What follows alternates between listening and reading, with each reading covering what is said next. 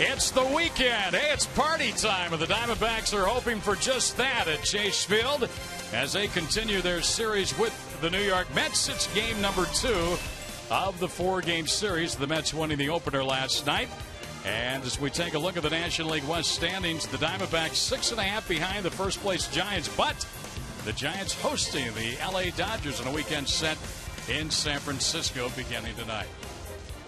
Hello again, everybody, along with Mark Grace. Greg Schulte, happy to have you aboard for Diamondbacks baseball. Well, 5-0 to start the homestand, Gracie. The last two, couple of losses. Yeah, it was kind of the tale of two offenses, if you will, Greg. The first 5 games of this homestand, it was a lot of fun because there was a lot of offense. I mean, hits, extra base hits, home runs, runners in scoring position. I mean, these guys were electric.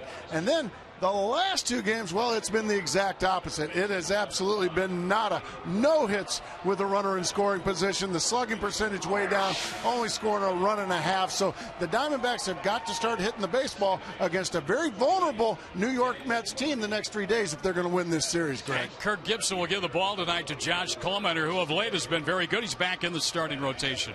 Another guy that's a tale of two Josh Colementers this year. In April, it was a real struggle. He didn't have his velocity, and he got hit very hard, and that started in spring training. Since then, he was demoted out to the bullpen. He didn't sulk. He didn't pout. All he did was go out there and improve. He got his fastball velocity back. He got his confidence back. All of a sudden, Josh Coleman is one of the more consistent starters in this Arizona rotation now. You kind of take a season and take it by stages. You get to the All-Star break. Well, tonight is game number 100 for the Arizona Diamondbacks, so 62 games left. And as we take a look at the scheduling over the last half, it's about 50-50. 31 against teams above 500, 31 below, and 18 big games against the teams ahead of them. Yeah, and through 100 games, the Diamondbacks are a 500 ball club. They've got to find a way to get hot, and I mean get on a roll. They need to win 9 out of 10 here or win 4 out of 5 there. They've got to make a move, and they got to make it soon because they're going on a long road trip, Greg, and we know this team has been much different on the road this year. Yeah, 3 games left here with the Mets. It'll be Coleman against the left-hander Jonathan Neese tonight. He'll be on the mound for the New York Mets. And when we come back, Brad Steinke will take a look at snapping the skid for the Diamondbacks and the Mets. Game 2 of the 4-game series, and it's coming right up.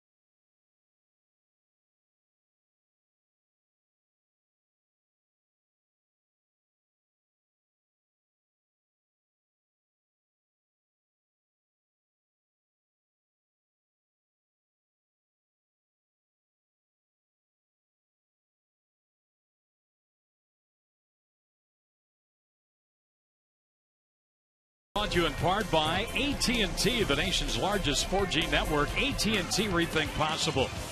Bluebell Ice Cream. Try our newest flavor, Summer Strawberry Pie. And welcome back to Chase Field, site of Game 2 of this 4-game series. The D-backs against the New York Metropolitans. After starting this 10-game homestand, winning 5 straight, the D-backs have stumbled their last couple of times out. Really in need of a bounce-back effort tonight, as Greg Schulte just mentioned. Game number 100 of the season, significant because now after tonight, only 62 games remain in this season. August is going to be a very tough month. The D-backs are on the road for a good portion of the upcoming month. Willie Bloomquist knows this team is going to be in the thick of the race if they play up to their capabilities. Here's Willie about the rest of the season. Obviously, every game's important, and you take every game like it's your last. But I think as we get further and further along here, obviously the reality is we have a little bit of ground to make up. But I've said it all along. As long as we play the way we're capable of playing, we shouldn't have a whole lot to worry about. We just for some reason or another, we haven't found our stride. At times we show some life, like we play like we're capable of doing. But if we play like we're capable for an extended length of time, and hopefully from here on out, I have no doubt in my mind that we're going to gain up enough ground to be there in the end. So Willie's still very confident in this team. A lot of guys talking about their routine this time of season. They say they're working hard, they're working more efficiently this time of year. So when we come back, it's Josh Colmenter going back out on the mound. He's got 2 straight wins in his last 2 starts. He's really done a nice job this season for the club. Long relief out of the bullpen and starting as well. Greg and Mark have the call on Fox Sports Arizona next.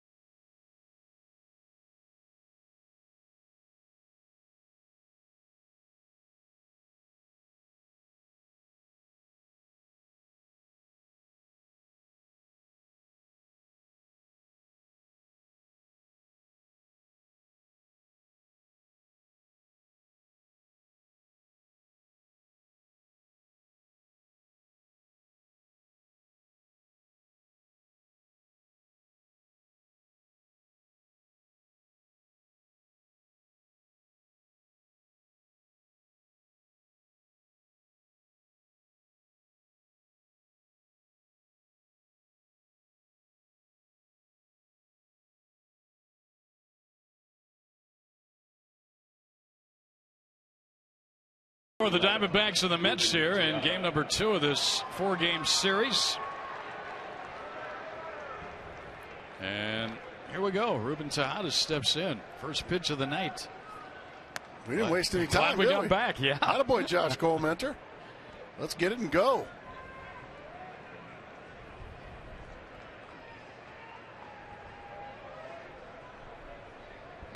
It's a swing and a miss. Let's take a look at Arizona Ford starting numbers on Josh Colmenter.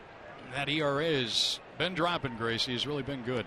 Yeah, he's been terrific. It was a real struggle in spring training and on through April. It was a struggle enough that, well, he lost his starting job. Boy, he's been so consistent. And he's just a much more confident pitcher. You can just see it in his body language, Greg. Yeah, he went about his business, worked out of the bullpen, worked on some things. Here he is, an important game tonight for the Diamondbacks. Grounded is short to throw, and he throws out to Hada, and there's one away. Let's take a look at the rest of the Mets lineup tonight. Jordani Valdespin is coming up now. Then David Wright. Ike Davis in the cleanup spot. Daniel Murphy drops to fifth. Jason Bay. Josh Toley the catcher tonight. Andres Torres, who hurt the Diamondbacks last night. And the pitcher Jonathan Neese. Greg Collins, second season as Mets skipper. Boy, they had a terrific start. April, May, and June were very good. July not so good. 5-15. Jordani Valdespin. This guy's been a story off the bench as a pinch hitter. He's got 5 pinch hit home runs, but in the lineup tonight and batting second. You know, not a big guy at all. Actually, a little small speed guy, but boy, he packs some thunder in that bat. When he makes contact with it, it goes a long ways. Commander jumps ahead of him 0-2. Got a couple of guys pitching in this ball game who do not walk many. So both teams may be swinging early and often in counts. No, they probably won't receive many walks.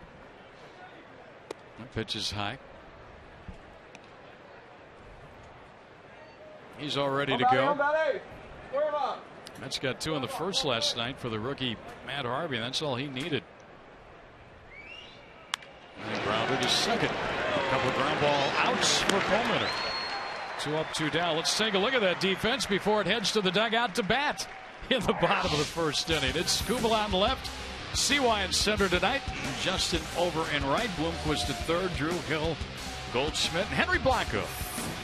Hammer and Hank behind the plate doing the catching tonight. What a good guy.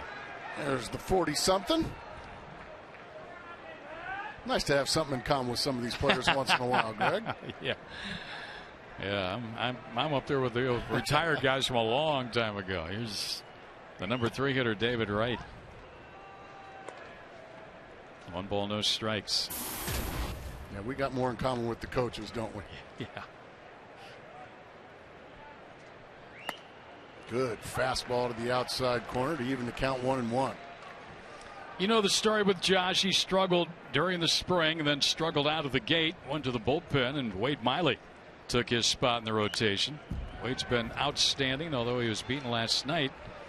And now Coleman is back in there and pitching like the Josh Coleman we saw in 2011 when he won 10 games as a rookie. And you're seeing it early. He's using his fastball mostly, but it's just inside and outside with the fastball, and then right back with that really good changeup. There's a high towering fly ball. Shallow center. Young comes in. And the Diamondbacks have got a 1-2-3 first inning against their opponent. Gotta like it. Jonathan Neese to the mound, bottom of the first. There is no score.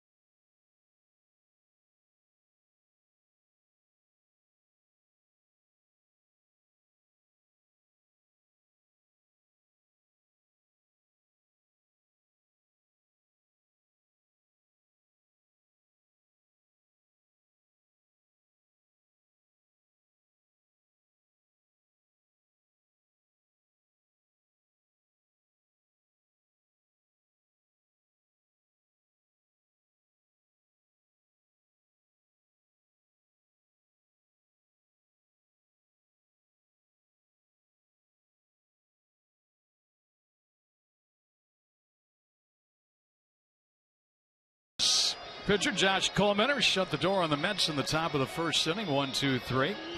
And let's take a look at the Boston starting lineup put on the field tonight by Gibby, Blomqvist, Hill, and Kubel. Goldschmidt batting cleanup again. Upton still in that 5 spot. Young, Drew will bat 7th, Blanco 8th, and Coleman, the pitcher, batting 9th.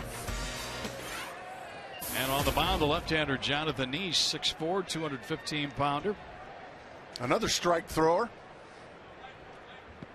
He doesn't walk very many, only 32 at 170, almost 118 innings. And he gets a strike in on Willie. Todd Tishner, the home plate umpire, his right arm's going to get a workout tonight. There's a strike. Blomqvist steps in with a .299 average. Into the dirt. Josh Tolley is the catcher tonight.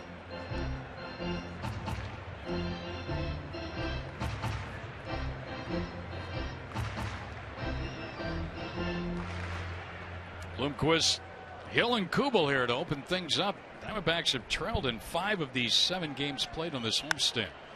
Willie in the air into right field. It's easy for Val to spin, and he hasn't gone down. Every time a Diamondback player hits a home run this season, Fulton Homes will donate $150 to the Central Arizona Mountain Rescue Association. Here's Aaron Hill.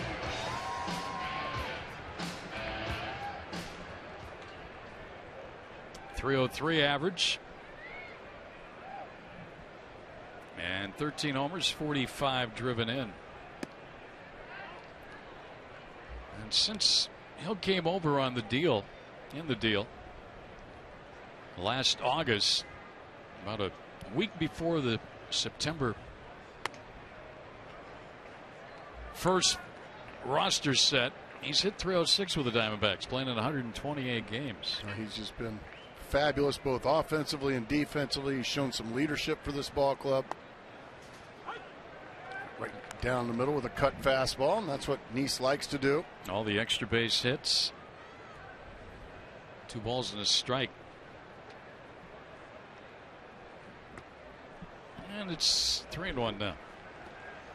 32 innings since Jonathan Nice walked anybody, but now he's 3-1 on Aaron Hill. I would imagine if he throws a fastball in the middle of the plate, Aaron's going to be swinging. He wasn't, and it was right there. Good pitch. He has much more success against left-handers. And he strikes out Hill. And there are 2 quick outs here in the first. Well, the Diamondbacks last night fanned 16 times in the ballgame. Just a fastball, no nonsense, right down Broadway and right by Aaron Hill. 2 outs now for Jason Kubel.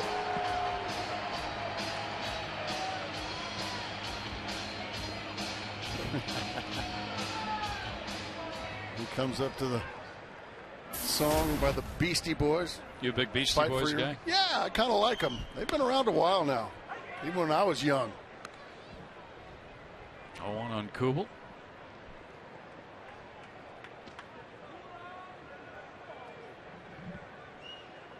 There's a foul that will get out of play. Bay gives chase. Runs out of real estate. Let's take a look at the Met defense. Bays in left, Torres in center, Valdespin in right. And right at third with Tejada, Murphy, and Davis.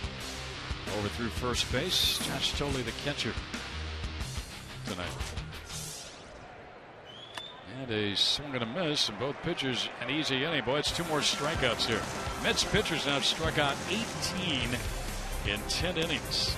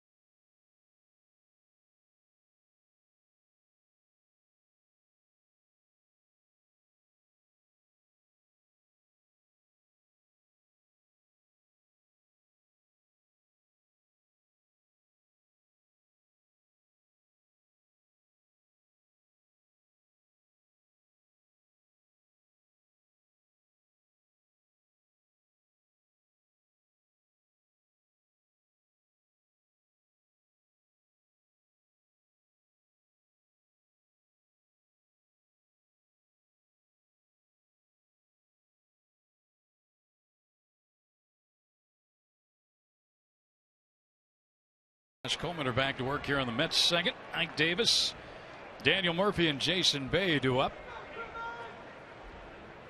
Josh had a couple of ground balls and a fly ball out in the first. Davis batting cleanup tonight.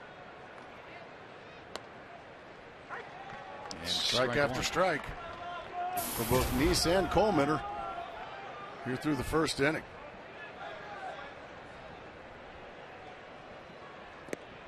Big looping breaking ball, and he blade off. He'll throw about 2 or 3 of those a game, those big, slow curve balls.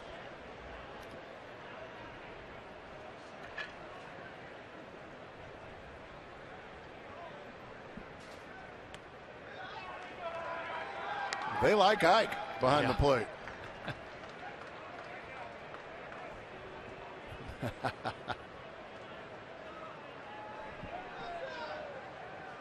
Oh, we got a big change up on 2-1. Way out in front of it.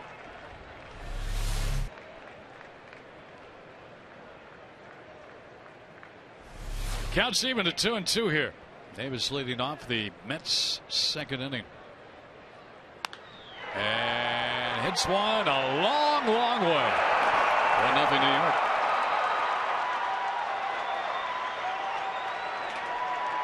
'17th of the season for Ike Davis. And he's given Neese and the Mets a lead here. Well, was that one ever killed? And Josh, after throwing a changeup, yeah, make your fans happy back there, Ike Davis. Local product. Man, they're fired up. That's great stuff. He tried to sneak a fastball after the changeup, and he went right down the middle with it, and Ike Davis was not fooled.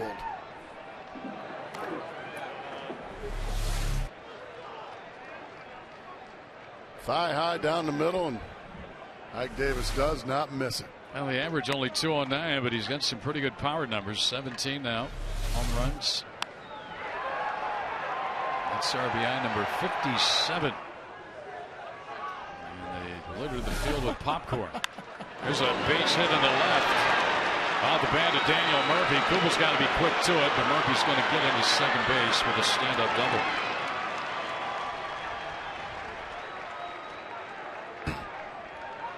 Well, these Mets came in here reeling. Never know it, would you? You wouldn't know it the way they're pitching and the way they're jumping out in front. They only scored 3 runs last night, but that was more than enough, as the Diamondbacks could only collect 4 hits on the night. And here they go, a homer and now a double with nobody out, and Jason Bay going to get an opportunity with a man in scoring position. Bay's had a rough season. It's been injury plagued, but several of his last few seasons have been that way. 176. He takes a strike. And Coleman jumps ahead of him.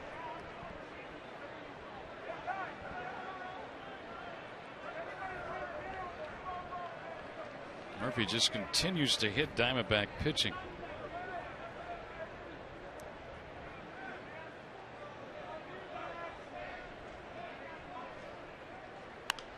It's popped up. Well, good pitch. Who's got it?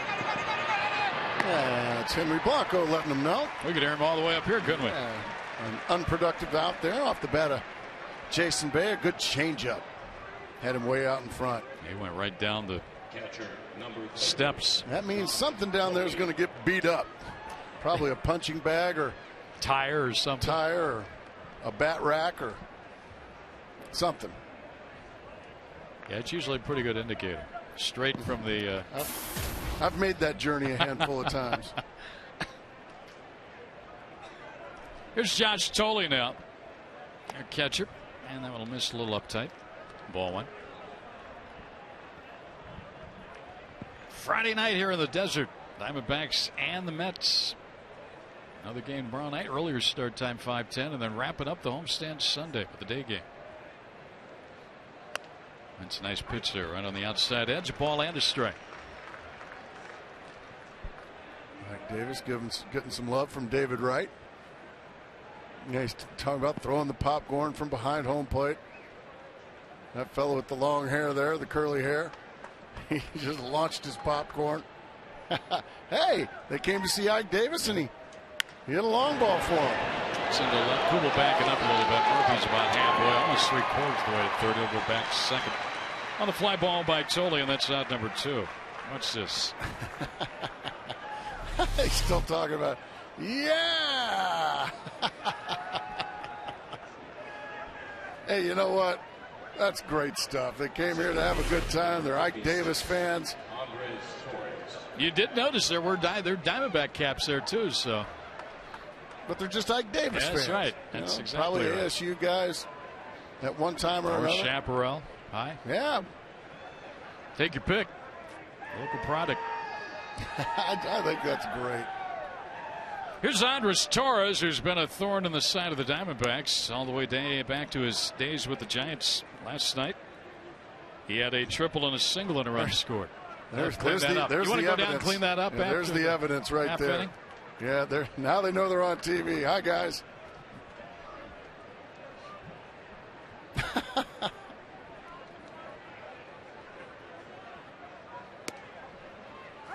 See, you get a ball back to the screen. We don't want that right now, but the catcher's got the opportunity to pick up a little popcorn on his way back, right? In case you get a little hungry, Henry Blanco. When you fetch a wild pitch or something, just dig in.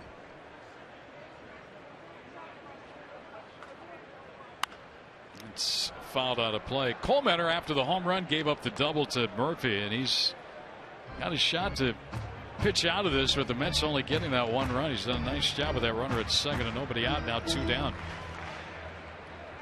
Got Bay on the pop up and then the fly to left by Tolley. And he's ahead of Torres 1 and 2.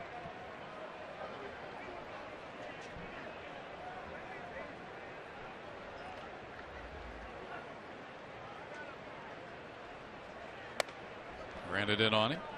2 balls, 2 strikes. Mets losers of 12 of their last 14. They snapped a 6-game losing streak here last night. Behind the rookie fireballer Matt Harvey, who made his big league debut.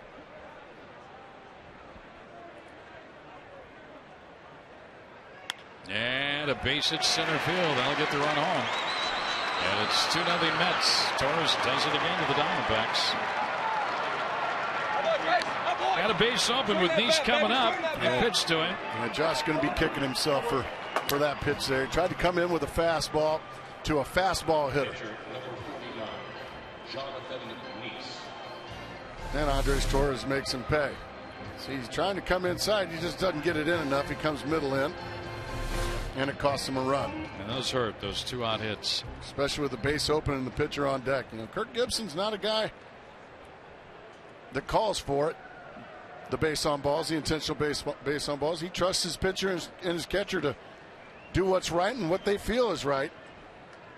That time it got him burned.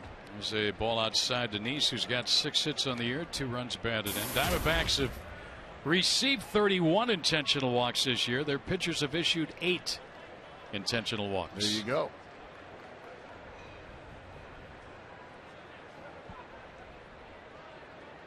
There's a foul out of play. Nice took a pretty good hack at it. Fouled it back.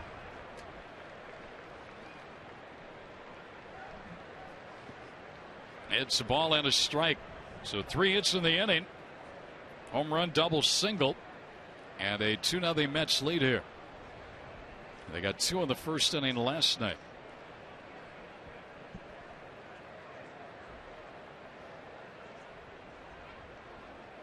There's a foul back and out of play.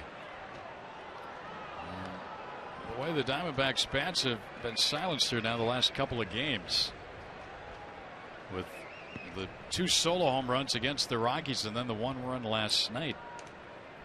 2-0 down early. Well, you have to have Josh Coleman or keep it at 2-0.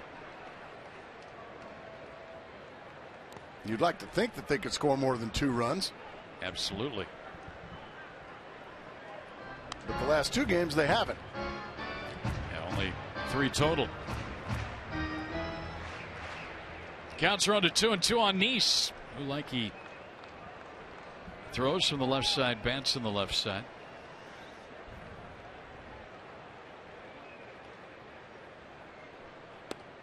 Ball 3. We talk about Ian Kennedy and all his walks. He's got 8 on the year. Nice has received 6 base on balls.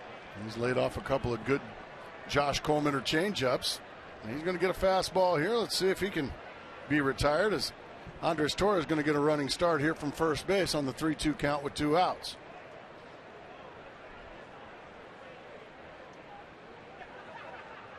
Ground ball to the right side. He's got it.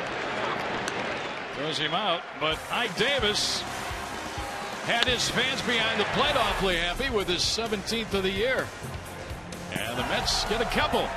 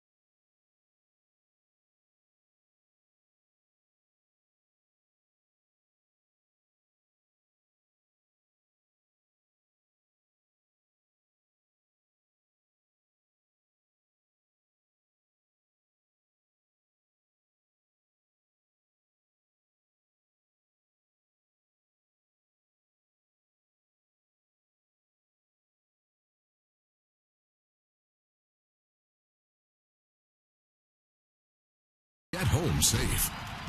With great beer comes great responsibility. Ike Davis, a solo home run, his 17th of the season. And the Mets get 2 in the top of the second of Josh Coleman. So we go to the bottom of the second inning. Jonathan Nice now with the lead. He struck out 2 of the 3 he faced in the first inning. Goldschmidt, Upton, and Young. And down low, ball 1. Diamondbacks having to play catch up here early in the ball game. They kind of been making a habit of that on this homestand, haven't they, Greg? Even though they're 5-2 on the homestand, they've had to battle back more than once. 1 ball, 1 strike. Goldschmidt only 1 hit in his last 15 at bats that came last night. It was the double in the 8th inning. Gave the Diamondbacks a scoring chance. They got their run in that inning. He has damaged some lefties this year, Andy, to the tune of 369. Good fastball to the outside corner at the knees. Nice has jumped ahead of him. Actually, the count even now 2-2. Breaking ball misses. Well, Goldschmidt has done a good job laying off all the breaking balls. Should get a fastball to hit here in this situation. Like we said, 33 innings without a walk from Nice. Hit sharply, but it Tejada. He almost brought that glove up a little too quick. But he sticks with it, gets Goldschmidt 1 down.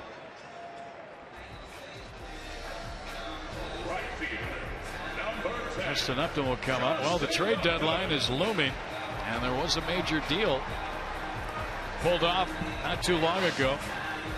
And this Zach Greinke to the Angels for Segura and a couple of minor league pitchers. Huh. Old buddy Jerry DiPoto making a run over there in Anaheim, isn't he? Yeah, Milwaukee gets 3 youngsters, and the Angels get Greinke to add to Weaver and Wilson, Heron and company.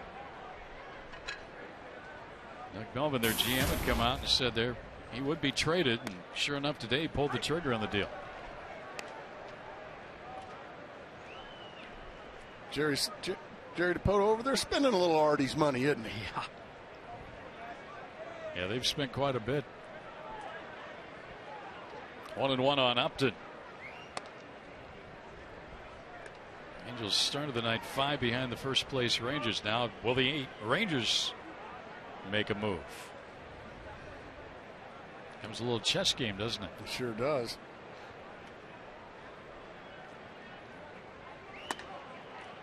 Three and one Another on Justin. 3-ball count. You see, they don't count Oakland out the way they've been playing. Bob Melvin has really got them going. They're winning again tonight. Game's over 500. Upton into shallow right. That ball's going to fall for a hit. Got a valve screen out there.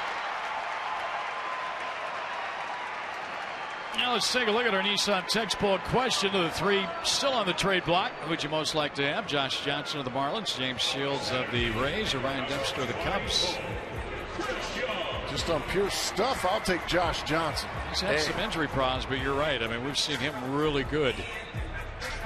Shields suffering through a little bit this year. Yeah, James Shields, a guy that's you don't hear much about him, just pitching in Tampa, but he's a good one. Ryan Dempster, of course. Plus, he does a great Harry Carey. Yes, he does. Ryan Dempster, yeah. Kevin Towers, he's been working the phones. The phones have been ringing for him. 31st, Diamondbacks will be in Los Angeles when the trade deadline arrives. Chris Young at the plate, representing the tying run here. Upton singles with 1 out. Jonathan Neese was born to be a Met. The reason I say that, he's out of Defiance, Ohio. But he was born on the night the Mets won the World Series in 1986. How about that? That makes you feel old.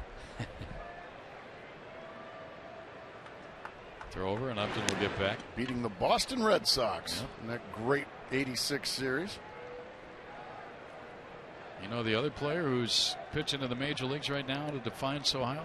That would be Billingsley, isn't it? Yeah. Yeah, babe.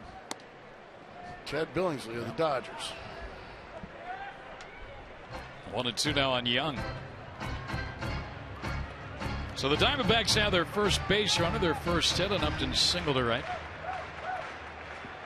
Down 2-0 here.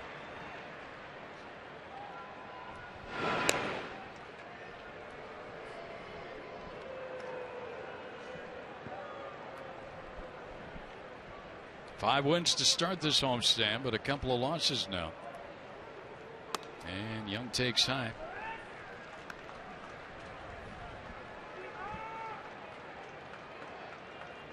The Dodger Giant game will be getting underway shortly.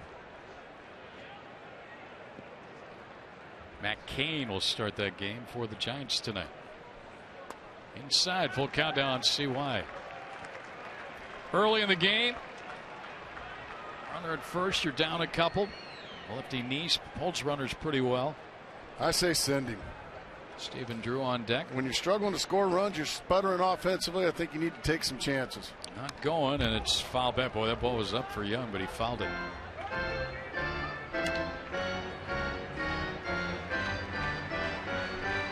I don't like clean-shaven Gibby. That's right. We need that beard growth. Yeah.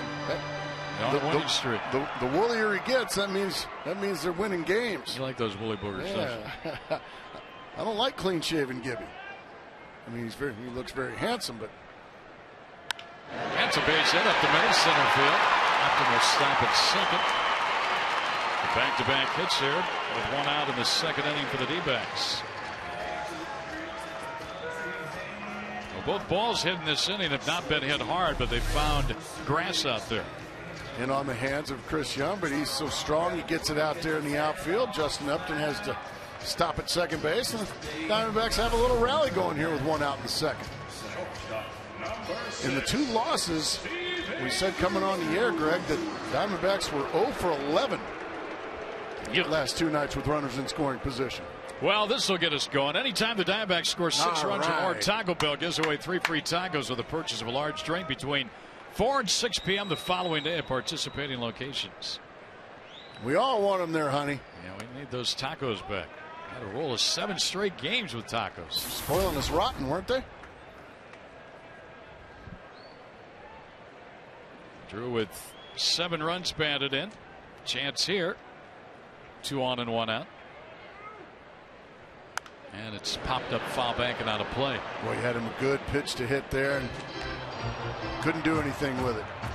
And that's what hitting is in these situations, Greg. It's you lay off those close pitches, get him in a fastball count. Then when you get your fastball, hammer it. And he got the fastball he wanted, but he couldn't quite connect with it.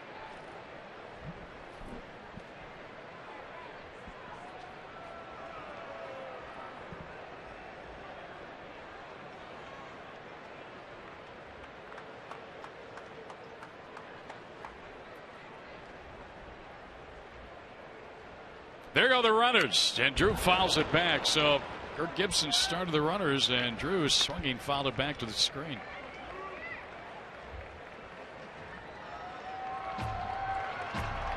Gibby pressing the accelerator there. I think Upton fortunate right there that ball was fouled back. It looked like he didn't get as good a jump as he would have liked. Now Stephen Drew going to have to battle here with 2 strikes. And a base hit right field in front of Valdespin, but everybody's going to have to hold up after going 90 feet. And the Diamondbacks will have him loaded here. Pretty piece of hitting there by Stephen Drew. He goes up and gets a high fastball, rips it out on 1 hop, just enough and had to hold up. He couldn't quite. Okay, I got to wait. And because of that, now the bases are loaded, and Henry Blanco's going to have to find a way to get something to the outfield. And our old buddy Dan Worthen for another mound visit. He had many last night. Well, he's been icing his hamstrings all day long for all his mound visits last night. But whatever he was telling his pitchers, it worked, because they didn't give up in 1 run. Diamondbacks led, even though they only got 4 hits, Greg, they left 11 on base last night. We were kind of scratching our heads at that number after the ball game, but they got some walks. Well, there's the hit with the runner in scoring position right there, Greg. But unfortunately, nobody could score, and now Henry Blanco with an opportunity here with 1 out. Diamondbacks have gone 0 for their last 13 in that situation. And Henry looks at his strike. Well, that was a beautifully placed fastball right there at the knees.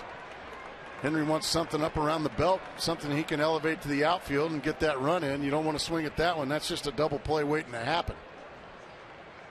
Way outside. Henry's 3 for his last 4 over his last couple of games.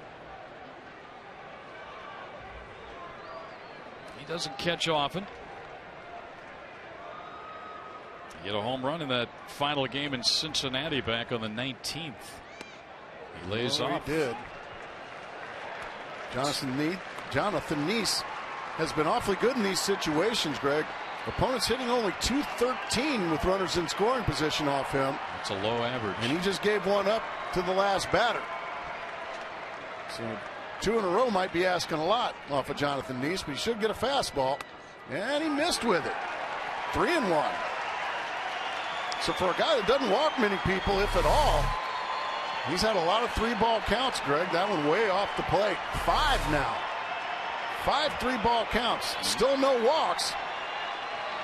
But right now, Henry Blanco in the driver's seat. 8th batter of the game.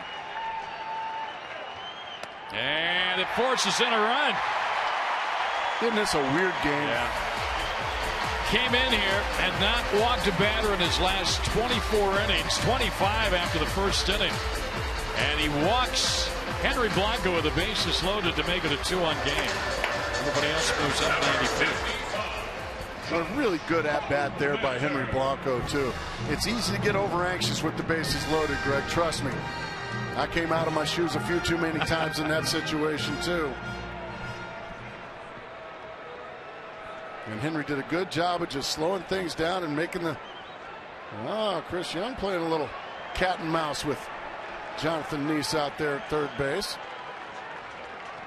Trying to get him to balk, maybe. Josh Coleman are looking for his first hit of the season. He's 0 for 12. And he fouls it out of play. Well, that was the last thing you would expect right there from Neese. A bases loaded walk. But the Diamondbacks, after the Mets get 2 in the second, they've come back with a run. They got a chance to tie or take a lead. Coleman does have a run batted in this year without a hit. And he takes strike 2. Good pitch there. Little cutter to the outside corner. Matty Williams hoping that he's got that arm waving around a few times here tonight. He's been kind of silent. And a little floater, but it's going to go foul. Coleman. Back succeeding in getting the pitch count up for Nice here early.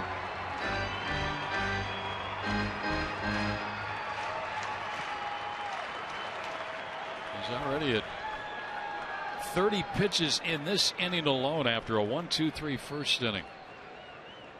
Here's a base hit right field.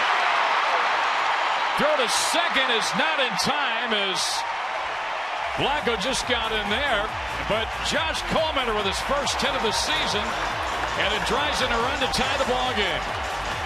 Once again, this is a strange game, isn't it, Greg? Sure is. That was a strange play because the outfielders were playing so shallow. And this ball is hit hard. Now Henry Blanco has to freeze on the line drive. Now it's all he can do to get to second base. He gets in there just ahead of the throw. Good call there by second base umpire Bob Davidson. I mean, this could have easily been a force out at second, but instead it's an RBI base hit for Josh Coleman. And now Diamondbacks looking to have a big inning. 2 strikes on him when he got that hit. Here's Willie Bloomquist down a swing and a miss. Holy Moses, Willie! What down and in? What you swinging at, son? He had his mind made up. He was looking to strike. That pitch. You rarely see Willie chase anything like that. That's why I'm so surprised. That's what we talked about with Henry Blanco about how he just really did a good job of laying off close pitches. Willie's got to kind of have to follow what Henry Blanco did, and that is just relax and make the pitcher come to you. It's a ball inside. He tried with the same pitch. Willie laid off that one, and the count evens at a ball and a strike. He just adjusted from pitch to pitch right there. Chased a much worse breaking ball than that one the time before, so he evens up the count. Nicely done by Bloomquist. Bloomquist has done well with runners in scoring position this season. He fouls one out of play back into the seats, and it's 1-2. He's at 375. Runners in scoring position. Yeah, in this situation now, Jonathan Nice has thrown 3 balls out of the strike zone. But Willie's been over aggressive in this situation. He sits 1-2. Now he's going to have to find a way to put a ball in play somewhere. After Goldschmidt grounded out, 5 straight Diamondbacks have reached. Diamondbacks have tied it. Now Willie hits one foul, and the pitch count just keeps going skyward for Jonathan Nice. And that's good news for the Diamondbacks because this Mets bullpen, statistically the worst in baseball. Wasn't last night. They pitched beautifully through 3 2/3. And Worthen a little stressed over there right now. Worrying Worthen. Here's a 1-2 and a ground foul again by Willie. It gets frustrating for a pitcher too. Hitter keeps fouling pitches off. RBIs, Blanco a bases loaded walk, and Josh Coleman getting his second run banded into the season with his first hit of the year. Drew, Blanco and Coleman are the base runners. Upton and Young have already scored. And Willie a chopper down the third baseline. Everybody's safe. A ball gets away. Coleman to third. And they're going to try and score him. Here's the throw to the plate. He scores. Bloomquist at third. Wacky baseball. It's a 5-run inning for the Diamondbacks. How about Josh Coleman showing some Olympian speed out there?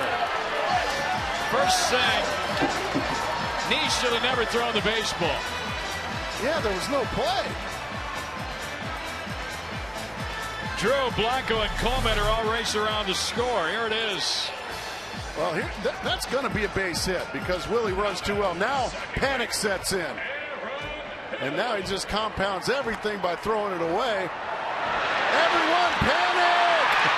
He throws it away. Now start the merry-go-round. Coleman, look at Matt Williams all the way to home plate.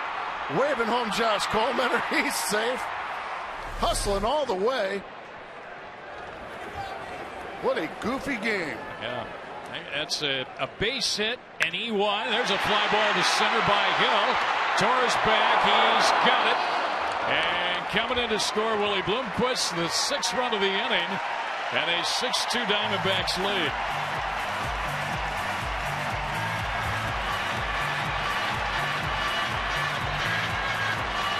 We've already got tacos here in the 2nd inning today. Taco Bell. That's more like it, offense. You won't see much more craziness in a ball that probably went about 70 feet down the line. Oh, that's amazing. Nice, a guy that not used to this happening. He's the one who was charged with the air. But Upton, Young, Drew, Blanco, Coleman, and Bloomquist all scoring in the inning. And my 2 sons, Jackson and Preston, they call that a little league triple. Henry Blanco, he's huffing and puffing. Hey, man, I'm 40 years old. Well, yeah, just got it. Remember, he had to scurry to get to second base on that base hit. He's running all over the place. There's a foul back by Kubel, who, by the way, is the 9th man to bat. Batted around. Well, the Diamondbacks on this homestand have had some big innings.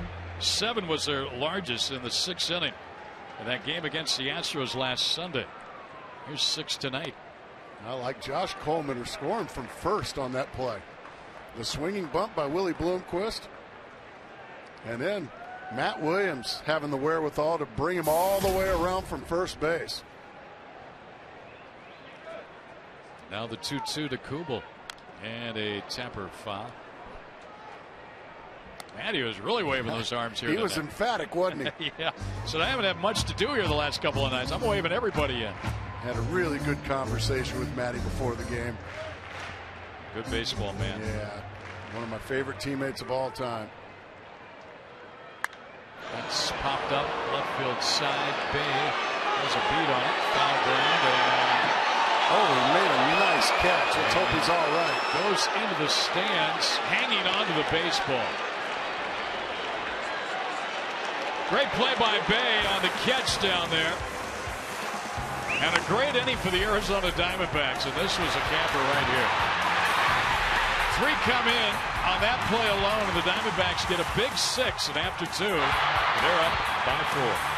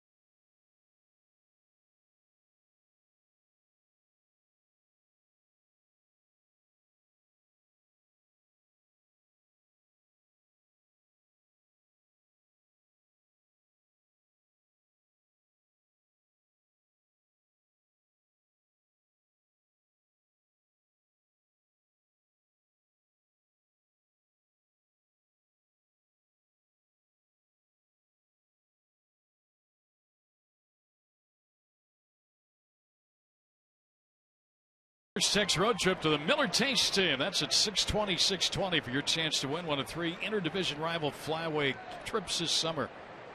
Jonathan, Jonathan, he's fit to be tied with himself right now.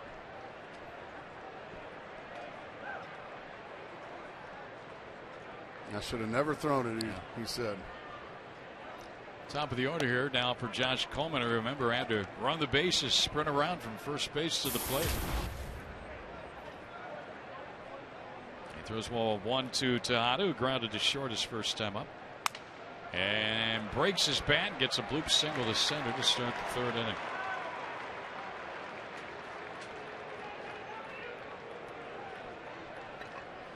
All right, what's our key to the game tonight? Brought to you by Kia Motors. Well, this one's mine tonight.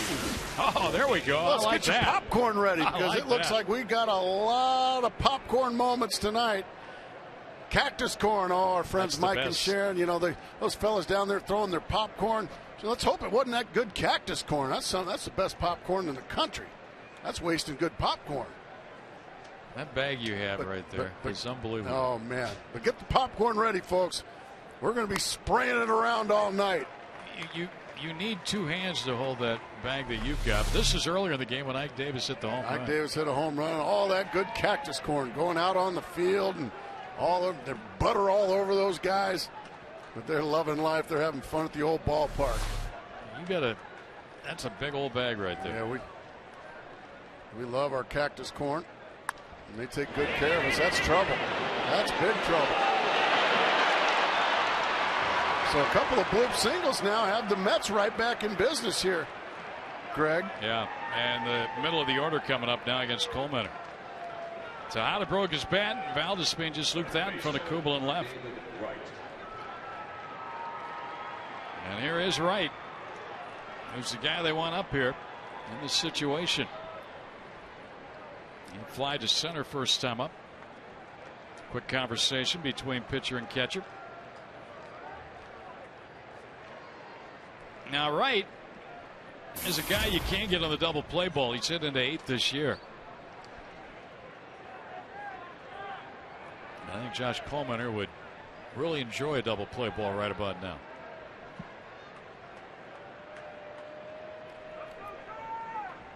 And he's trying to come right back. Not a guy you like facing in these situations, ever.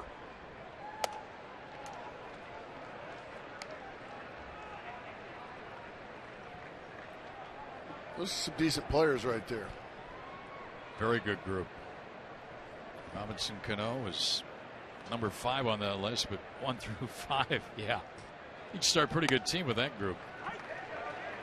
It's a ball and a strike on David Wright. Pretty good runners in scoring position this year.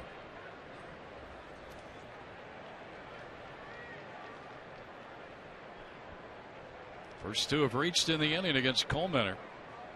Giving up 5 hits. They'll miss away.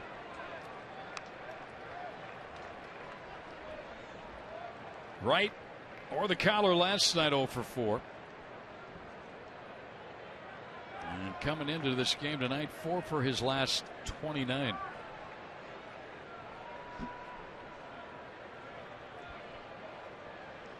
There's a drive. Well, we got a new ball game. 6-5.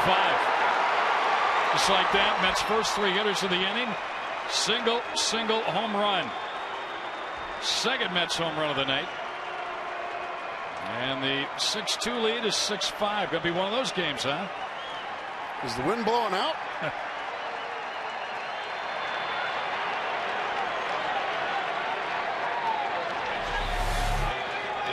A change up that stays up right down the middle. He hangs it and he bangs it. We have a brand new ball game way out of here to left field. He was 0 for his last 15 before that launcher. And you ready for this? That's the first run that David Wright has driven in this ballpark since 2008.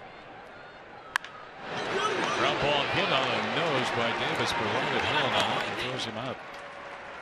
David Wright In his last 3 seasons here in this ballpark, had gone 3 for 28 with his 0 for 1 tonight. But that home run changes things around. He had not driven in a run here in Arizona since 2008. That's an awful long time for a guy of his caliber. Willie Bloomquist, salty old veteran, having a talk with the young Josh Coleman, trying to keep him on track, trying to get him through a few more innings. They need him to. How's that popcorn? Wonderful. There's a foul out of play by Murphy. The first out of the inning. Ball hit by Davis, who had homered his first time up, was ripped, but right at Hill.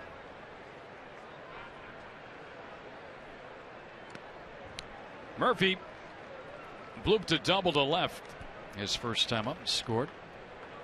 As the Mets got 2 in the second, they've answered back with 3 here in the third after the Diamondbacks had hit them with a 6-run second inning. There's a slapper foul by Murphy. Pretty good description there. He just slapped at it. Sometimes that's all you need to do as a hitter, just to get another pitch to the plate for you. Waste one.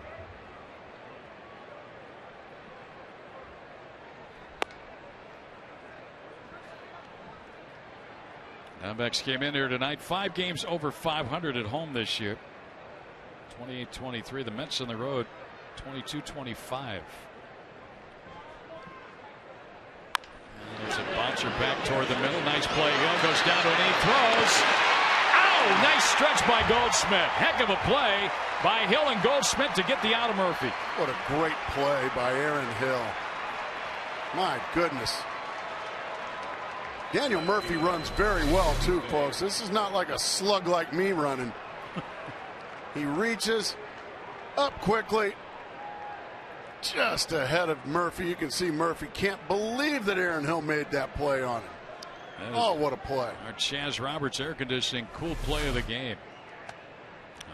Coleman has come back, got a couple outs after the 3-run homer. And now Jason Bay at the plate. Bay made a heck of a catch to end that bottom of the second, and then fell into the seats, hung on to the baseball. It's a ball and a strike.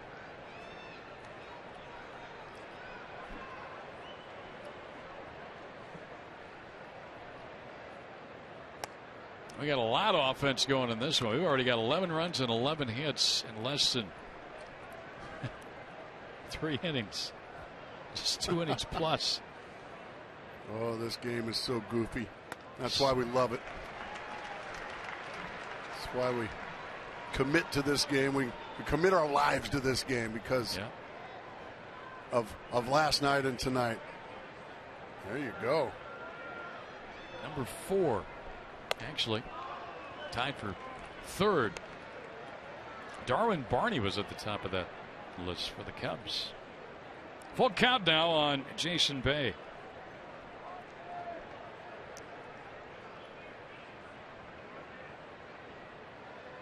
And a swing and a miss, but a couple of blue pits and a blast for the Mets. The blast by David Wright. And what was a 4-run Diamondback lead is now turned into a 1-run lead as they'll come to bat in the bottom of the 3rd.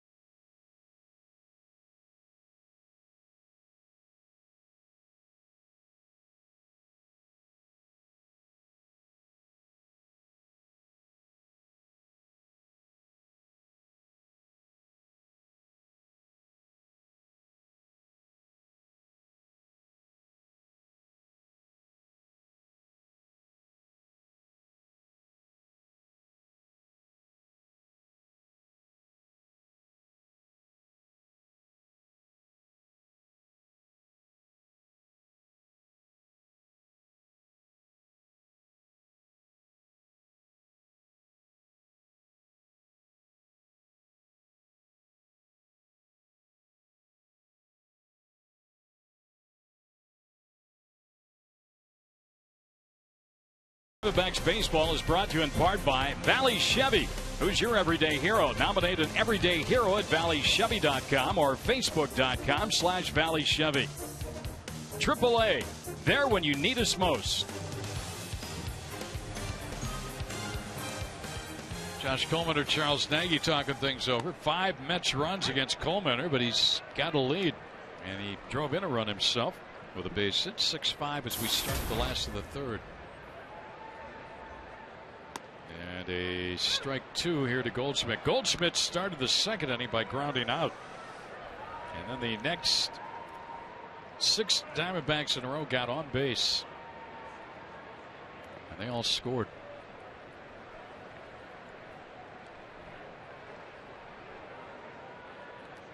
Josh had to run the bases. He scored from first base on that infield hit and 2-base throwing error by the pitcher Nice.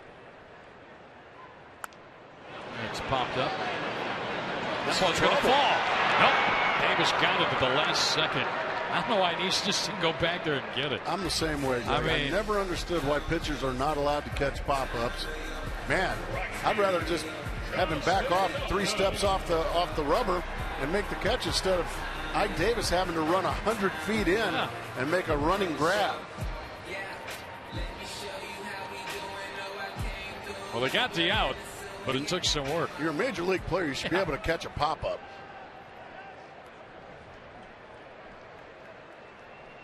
There's Upton now.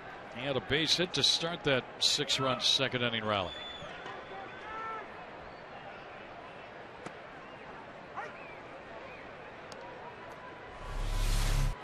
This is last year on the right, and that looks about the same, doesn't it? Last year on the right, this year on the left. Now, look at this is, whoops. It's going to be caught. And as that one's caught. When you saw that, it looked pretty much the same, didn't it, folks? But this is last year. Look at that arm just dead straight. Look at the arm this year. It's got a V to it. That's why the ball, when you're getting full extension, like on the right, that's when the ball's going to jump off your bat. He's not getting full extension right now this year. That's the slight difference. In fast motion, it looks exactly the same, doesn't it, Greg? Yep. But when you slow it down and you look at the point of contact, for some reason, Justin isn't getting full extension like he was last year, and the results aren't near as spectacular as they were last year. And he's been retired here for the second out. That's how hard this game is. Just one small little thing like that makes a boatload of difference. And Don Baylor talking it over on the bench. Well, how about Nice? He had a shutdown inning after his team got him back into it. Striking out Young looking. 1-2-3 go the Diamondbacks through 3, 6-5 Arizona.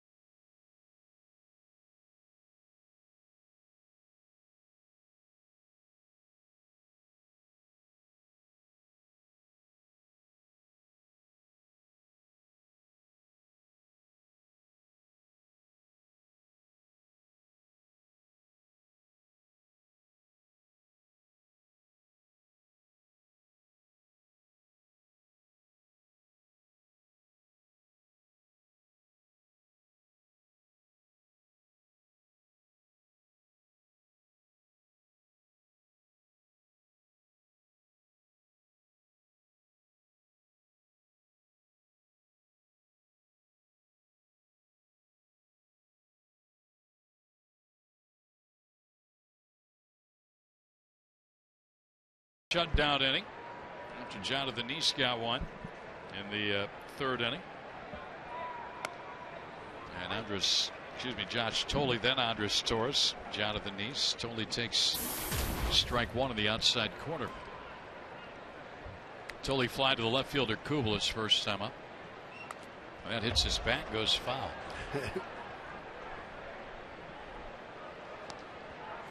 He thought it was going to hit him. It hit his bat instead, and he's 0-2. Turns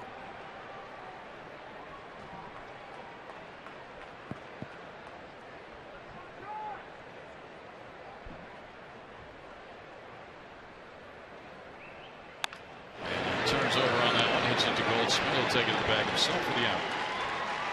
Okay, we talked about that little small thing with Justin Upton. Now let's look at last year and this year with Josh Colementor. Earlier this season when he was struggling, that was the release point. This is now. I'm going to show you a little small thing. See, you can see the C right there in Chase Field. Okay, now you can only see the H in Chase Field. So he's up on top more as he's more successful. It's because he's more on top. That's maybe 1 inch of a difference. Or the difference between a C and an H, as you showed. That's exactly right. But yet, early in the season, he was getting hit very hard. And then now he's had a lot of success, and it's because he's more on top of his fastball. That's how tough this game is, and that's how, one small little tiny thing, both hitting with Justin Upton and pitching with Josh Colementor, that this game can be.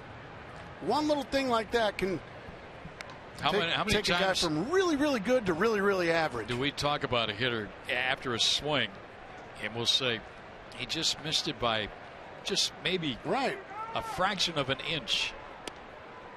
But like Don Adams missed it by that much. You still have the phone in the shoe? The shoe phone, and I drive my desk. Ball 4. Well, he put a speed guy on now. Torres, 4 times he's been on base in the 2 games. Let's take a look at our Geico quotes. Josh Colementor, nothing's too unfamiliar, especially this year with the amount of different things I've had to try to accomplish, whether it be out of the pen or as a starter. That's just getting on that routine, making sure you're going out there each time, giving your team a good effort. Well, the effort's going to be fielding a bunt now. That's going to go to second, and he got the out. Back to first, not in time, but they got rid of the speedy Torres. Nice play there by Colementor. Josh Colementor showing some athleticism tonight, scoring from first on that one error, and then really staying under control right here. He gets the sign. He gets the shout of 2, a strike to Stephen Drew, and that's all it takes for an unsuccessful sacrifice. Now it's going to take an extra base hit to score Neese. The play went 1-6. Colementor to Drew at second. Neese runs the bases, and here's Tejada, who's 1 for 2 with a run scored.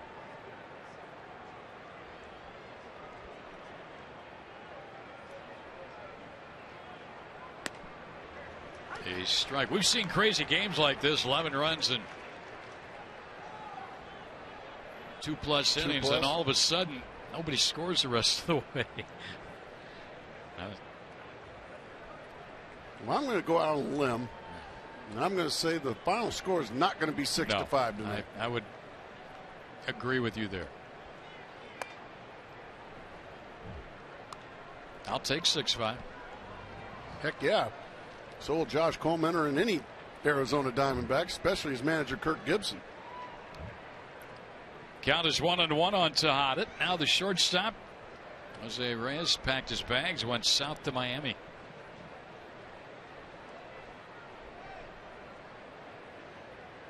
And he's got another little hit. How about that? Bloop hit. He's finding a way, isn't he? Yeah. It's not how hard you hit him, it's where you hit him. All he can do is smile. Yeah, that's how you hit 300 in this game. Way out in front and dink right off the end of the bat. Thank you very much. Well, the 2 hits that preceded the home run by Wright, Tejada got a broken bat base hit. to center field, and then Valdespin just got one right in front of Kubel and left. Well, it would behoove Josh Colementer to retire Valdespin right here. You got David Wright on deck. Yeah. He really needs to find a way to bear down here, take care of Valdespin, who really is just a part-time player, instead of one of the best hitters in the game, who's on deck. Mets have 7 hits now here tonight. They had 10 of the game last night. We're only in the 4th inning, though.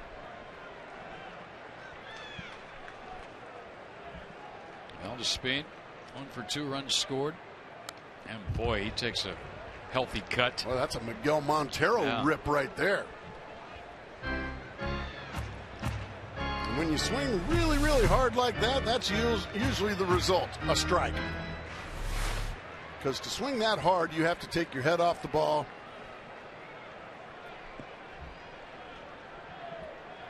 Not many people could do it besides Reggie Jackson. Swung and a miss. Beautiful changeup. That was the Diamondback bullpen phone we heard. Already run.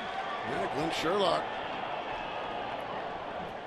having to make an unfortunate answer of a phone. And Josh Colementer threw one of his best changeups of the night. He's ahead of Valdespin 0-2 with 2 on here and 2 out.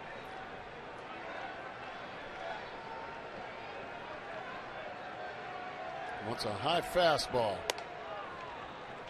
That was pitch number 71 of the night for Colementer. And in the Diamondback bullpen, it's Bronco, Mike Zagorski, the lefty. The big left-hander.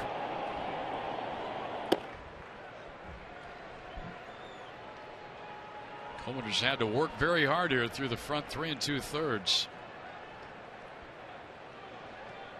And that's fouled back.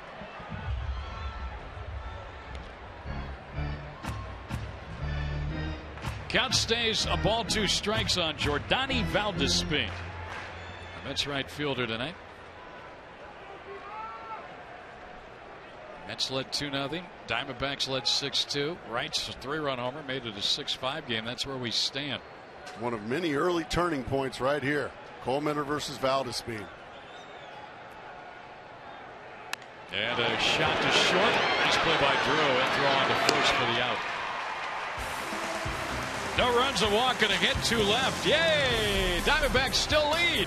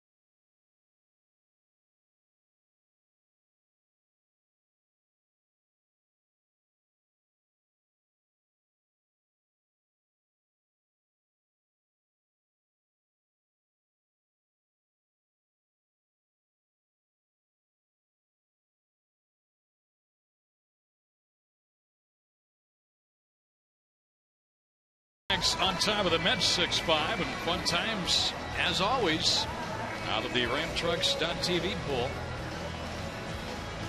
Come one, come all. Mets fans, Diamondback fans, you're all welcome here at Chase Field. Jonathan Neese back to work for New York here. We got a wild one. Back for 11 runs, 12 hits. There you go, guys. Now, see, that's smart. Those are some well-raised boys right there. Just ask. If you don't ASK, you don't GET. We'll have to keep an eye on them, see if they get a respondent, right? There's a shot to right center by Drew, and it's a hit. Valdespine closed the gap on that ball, though, in a hurry. And Stephen Drew starts the 4th inning for the Diamondbacks. He's 2 for 2 against the lefty tonight. Well, we've seen for years now, Stephen Drew. How about him having the most tenure of any Diamondback? Yeah. It seems impossible, doesn't it? But he's got the most tenure of any Diamondback, and we've seen him hit lefties over the years. Talking to another left-handed hitter, and Ike Davis. Henry Blanco, he had a big at-bat in the 2nd inning, didn't he? Yeah. Hustled his way to second on a ball that could have. There's a shot at foul. He broke his bat. And it's 0-1, but he hustled his way to second on a bloop hit to right field with Valdespine in.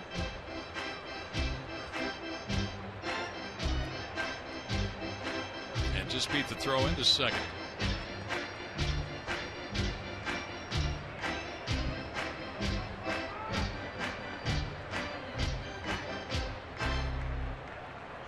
Blanco at the plate here, following the leadoff single by Drew for the Diamondbacks. That's their 6th hit of the night.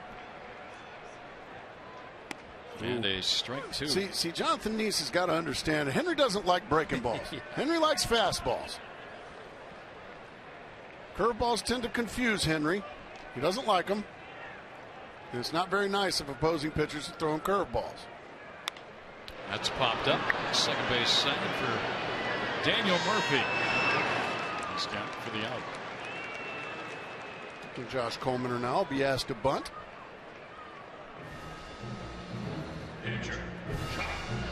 Let's take a look at our high-speed pitch brought to you by CenturyLink. Coleman in Nice tonight. What do you think the range is here? I'm saying probably 92 and 87. Yeah. That's what you're going to say, I know. Well, you knew that. Coleman can usually get it up a little more towards 89, something like that. But he drops another pretty bunt. 2 good at bats for Coleman tonight.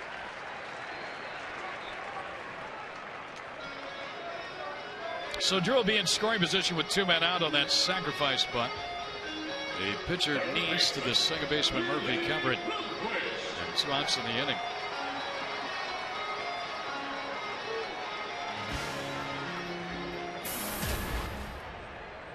Last time Willie hit a ball, there was a lot of movement. Yeah, there was some sheer ugliness to that, wasn't there? A little dribbler down the third baseline, and with the bases loaded, went for an infield hit, ball thrown away. Willie ended up at third as the 3 runs came in. Well, Willie's been awfully good in these situations all year long. Nice has been throwing him a pretty steady diet of breaking balls. Willie looking for the 2-out knock. Be a big day out of run here. Get a little momentum back. That's foul back. Strike 2. This is the play we were talking about in the 2nd inning. Now, let the panic begin. Whoa!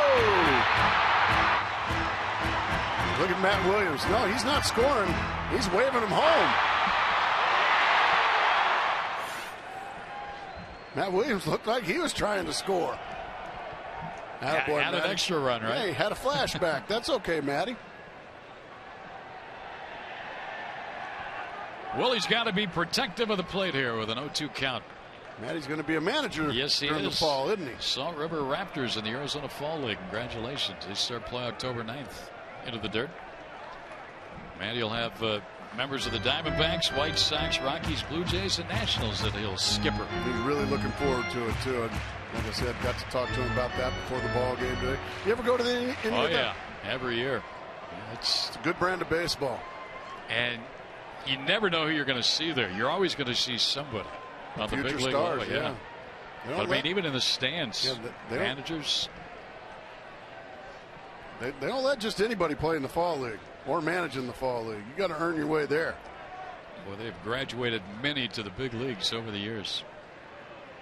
And Kirk Gibson very supportive of Matt Williams. I know Matty's really looking forward to that.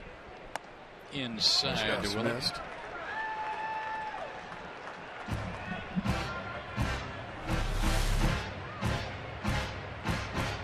It's plenty inside.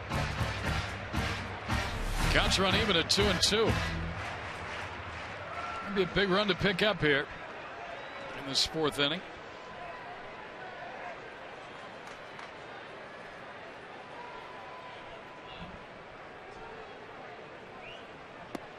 And full 3-2 now. 4 of the 6 scored tonight by the Diamondbacks have been earned. He's committing the Mets there. So 3-2 count on Willie Bloomquist.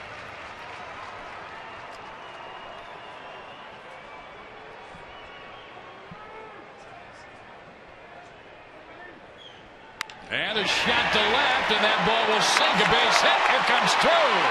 Base thrown, not in time. Runner goes to second. Willie does it again with runners in scoring position. And the Diamondbacks lead 7-5.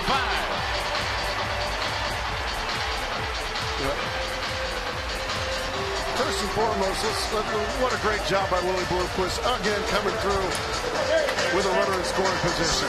But on a second note, Greg, that may be the first play at the plate for Stephen Drew since that awful injury just over a year ago. And he came through with flying colors. Yeah, he did. Didn't hesitate I think that's or anything. the first play at the plate, at least at the big league level. So Bloomquist an RBI, and now here's Hill with a chance for a run batted in. And a strike. Here's the hit. Another breaking ball. This time Willie was ready. And let's watch Stephen Drew scoring all the way from second base. I like to see him get up and walk off without injury. Oh, no doubt about that. That goes hit RBI. Bloomquist taking second. Even though the throw got away, he was on his way to second on the throw home. So there was no error given. No error given, right. But he's in scoring position again for Aaron Hill. And a chopper towards short. Tejada lays backfields, throws, got him. But the Diamondbacks pick up a run. They'll add to their lead. They're now up by a pair as we enter the fifth here. It's 7-5 D-backs.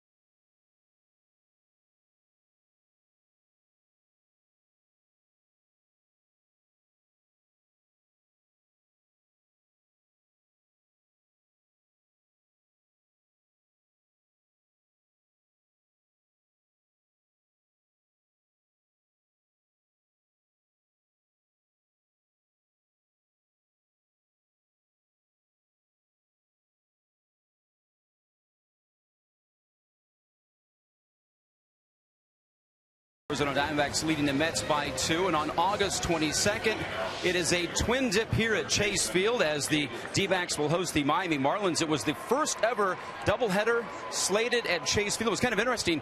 There were 23 straight games scheduled for this team, and it was kind of an oversight because Major League players cannot play more than 20 straight games, and so as a result, we'll play 2 here on the 22nd. Should be enjoyable here. I'm a fan of Let's Play 2. You going to be here, Brad? You bet. Atta boy.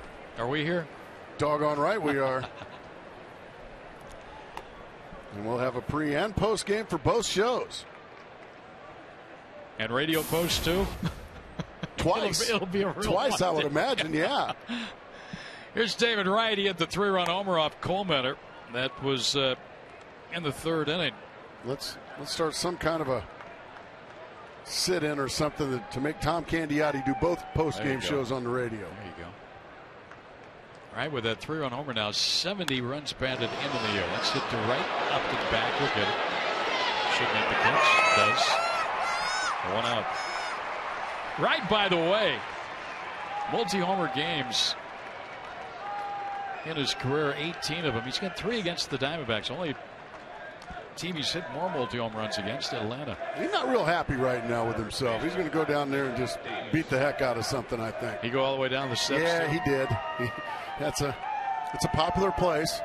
It's a popular path. And there's the eye glovers. And they are fired up again. Davis is homered and hit a hard ground ball to Aaron Hill his last time up. You know what, Gracie, though? I don't see any popcorn. It's driven to deep right. Can Upton get there? Yeah! Nice play, Justin. He ran a long way for that ball and hauled it in off the bat of Davis. Boy, that's 3 at bats against Coleman, and he's hit all 3 very hard. Justin Upton has to go a long way, like you said. He's got great speed, and he never peeks back at the wall. He just goes back and makes the play. Now you can look for the wall there, Justin. Oh, no! They are some kind of upset. And Boy, these guys play are by swinging. Murphy. Yeah. I think that's the 4th pitch this inning. 2 quick outs. Boy, if you're Josh Coleman, you're loving this. Yeah, he's had 2 balls go, about 600 plus feet, but have both been caught. Yeah, and plus this is the 3-4-5. This is the meat of the order here in the top of the 5th for the New York Mets.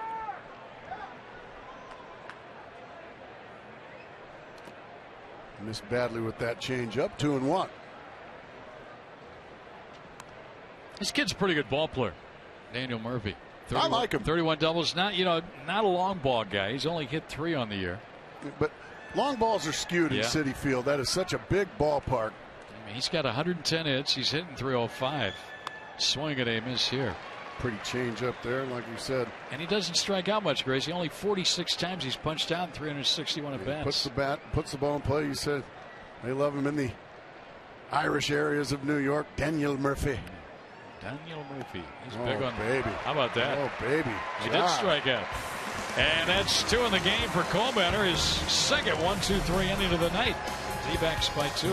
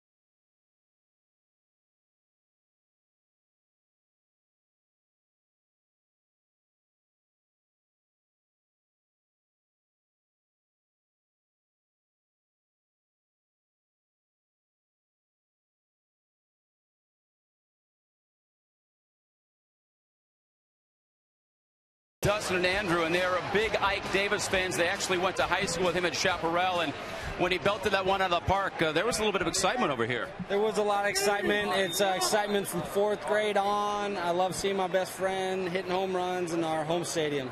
Now, you're rocking a D-backs hat, so there's a little conflict going on right now, and you're wearing a Sun shirt as well. No conflict. It's the A's, or it's the D-backs all day, AZ all day, but it's Ike 1% every time he comes up. It's go Isaac, but other than that, it's AZ all day.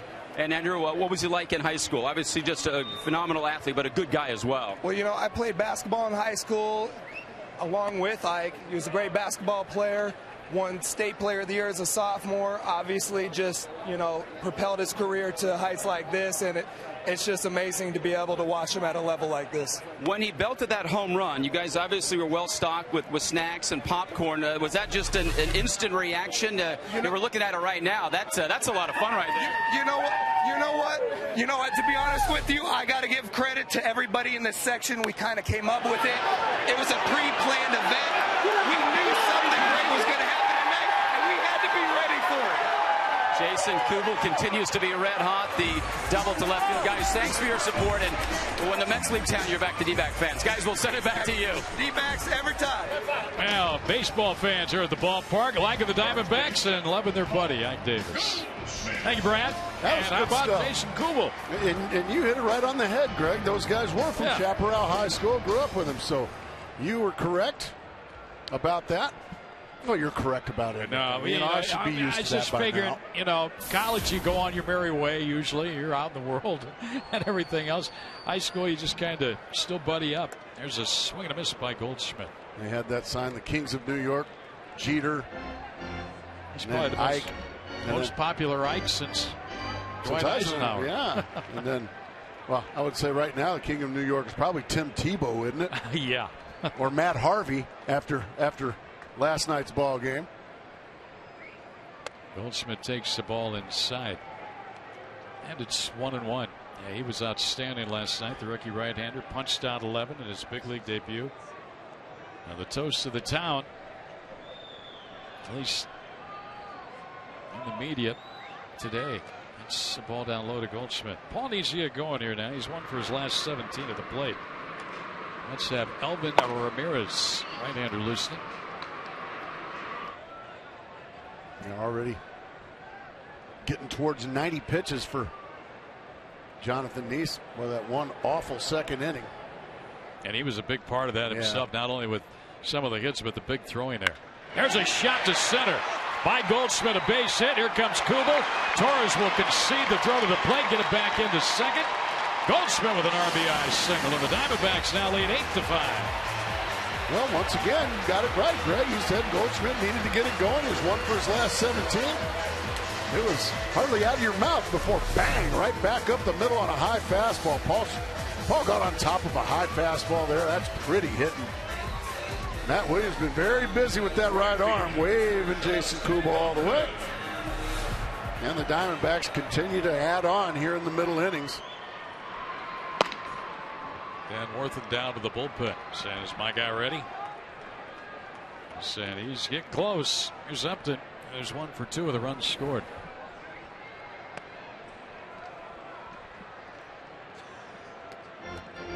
One and on Justin. Nice Friday night crowd here. Watch the Diamondbacks and the Mets go at it. 5:10 game tomorrow night. 1:10 Sunday. And then the Diamondbacks, you won't see much of the Diamondbacks for about a 2.5, 3-week period. They go on the road for 10. They come back home for a brief 3-game series and then go right back out on the road. Yeah, come on out and enjoy them while you can. The next couple of, or at least one evening or afternoon. 5 o'clock game tomorrow, and then Sunday afternoon. They play a stretch of 17 out of 20 on the road beginning Monday in L.A. Upton pops it up foul. That will get back behind the plate. Let's update that Nissan text poll. And would you like to have, and I think they're in agreement with you, Josh Johnson of the Marlins. Ryan Dempster second, and then Shields. Dempster, 36 years of age. I don't think his stock has ever been higher. There's KT, Kevin Towers. Nice job tonight with Todd and Joe for the ball game. He is he's really refreshing to listen to. I mean, I agree. he tells you He's things. an honest man. Yeah. He doesn't beat around the bush not at all. like a lot of general managers will.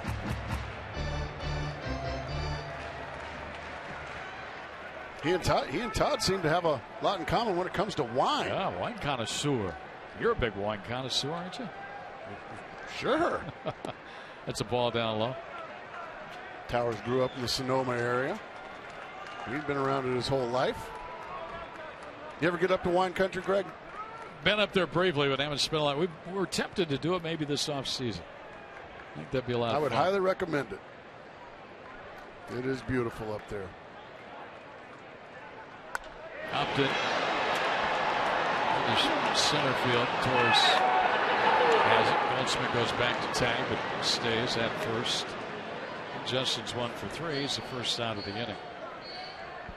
Well, it's really been a struggle for Justin with the power numbers this year. Only 25 extra base hits on the year. Just not getting that full extension like he has in the past. Give you an idea, last year he had 75 extra base hits. Wow, that is a big drop off. 39 doubles, 5 triples, 31 homers. Here's Young now. 1-0. Chris has a hit and has scored a run.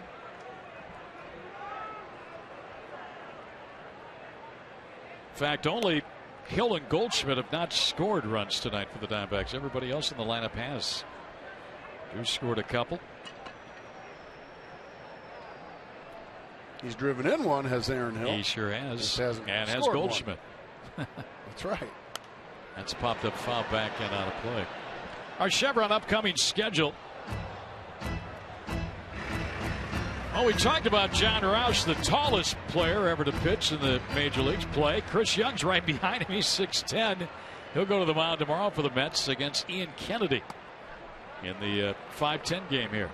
They could start a pretty good sized basketball team with those guys. Twin Towers. Go take on the Team USA in London. Ian's had a couple of really good starts in a row. Looking to continue that trend tomorrow night. Young hits one in the air into shallow left. Bay started back, now comes in, still coming in. Has it. Get a guy like Young who takes a full cut swing at that. Your first tendency as an outfielder is to take a step back or two, and Bay did that, and they know, oh, I gotta move in on this one. It's true now. There's 2 for 2 tonight, 2 runs scored. See all his pitches for Jonathan Neese in that second inning. 44 pitches. That's a lot. In a 6-run second inning for the Arizona Diamondbacks. That's got him close to the 100 mark down the ball game.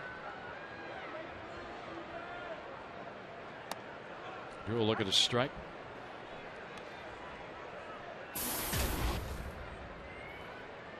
Well, you know, this time of the year, Grayson, we're only today's 27th, 31st coming up. Scouts all over the ballparks across the country, and there are many here tonight.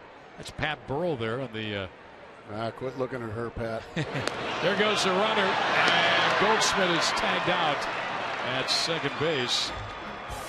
And that'll end the inning. Diamondbacks do get a run on the RBI by Goldschmidt, and they're up by 3.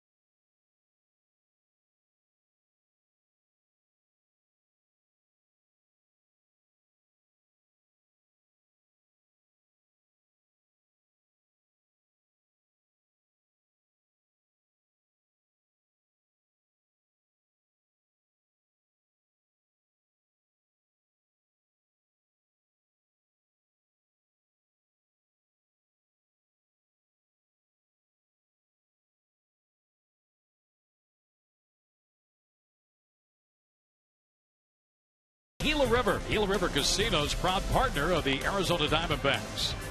Mazda. We believe if it's not worth driving, it's not worth building. Bluebell Ice Cream. Try our newest flavor, Summer Strawberry Pie.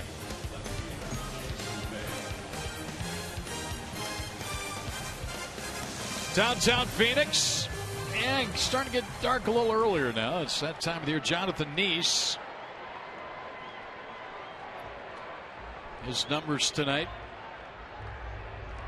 A couple of unearned runs, and he threw it away earlier. And he's still probably shaking his head at that wild throw he made that cleared the bases. And that 6-run Diamondbacks second inning. Jason Bay looks at strike one from Josh Colemeter, who's still out there working in the 6th.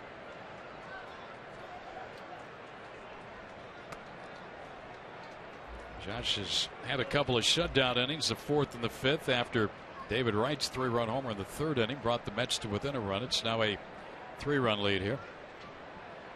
Bay swing and a miss. That ball, he could have swung twice before that ball reached the plate. It just never got there, did it? Coleman's got Jason Bay talking to himself.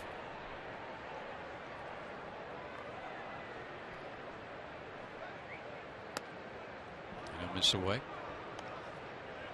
Let's set up the change here. Well, he's been beating Bay with it. He's gotten him out twice on changeups. Let's see. I keep throwing it to him until he shows me he can hit it. Well, he just went with the gas right by him. So Jason Bay's struggles continue here. He struck out twice in 3 at-bats. Okay, AT&T trivia time. Our question for you tonight. Let's see what we have.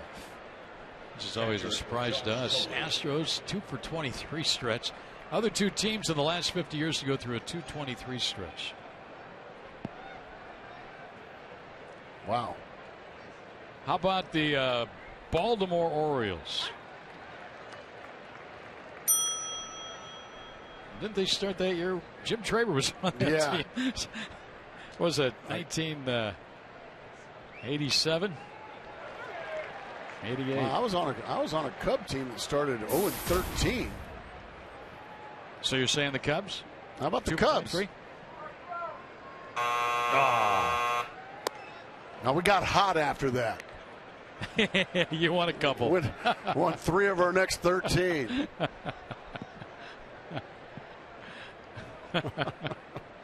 1-2 pitch here. Swing and a miss. Seems like when Josh gets the strikeouts, it's always up in the zone, and he's gotten 2 here to start this inning. That's 3 in a row now. He's fanned 4 on the game. Josh Tolley, a guy that doesn't strike out very much, more of a contact guy. He's not going to catch up with that upstairs. In fact, 2 of the last 3 struck out, not really strikeout guys, in Murphy and Tolley. And now here's Torres, who was singled and walked. Shows bunt, takes a strike. Josh is a strike throw machine right now. You got to give him credit. He has really settled down. I mean, well, he had to. Yeah. But not everybody can do it. Can he strike out the side here? Why not? Come on, fans, get behind the big right-hander out of Michigan. Come on, folks. Homer, Michigan. There it is. Hey, got him. Strikeout swinging, and Torres looks at strike 3. How about that? 4 in a row, 5 of the game for Josh Colemeter at an 8-5 D-backs lead.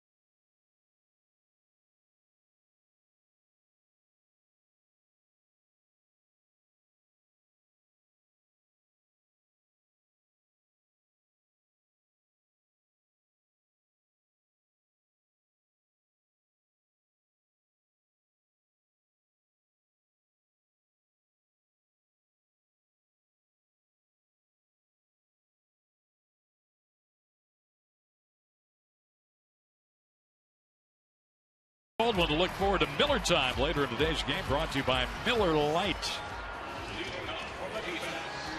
Bottom of the 6th. Drew Blanco and then Coleman are spot due up. Diamondbacks do have the bullpen going. Josh Soa struck out 4 in a row, and he's sit down 7 in a row, having gone 6 tonight. A very rare sight. Brad Ziegler warming up in the bullpen. Yeah. That never happens, does it, We Greg? never see that, do we? For those of you who have followed us all year long on Diamondbacks baseball, that's a very common sight. That is, Ziegler throws about every night. I wonder how many pitches he throws over the course of a year. They're in the pen. 57,000. Drew, who has a 2-for-2 night going. He was left at the plate when Goldschmidt was picked off, caught stealing. 2 in the 5th inning. Drew now 1 and 2 against Nice. Even with those 2 hits, has scored a couple tonight.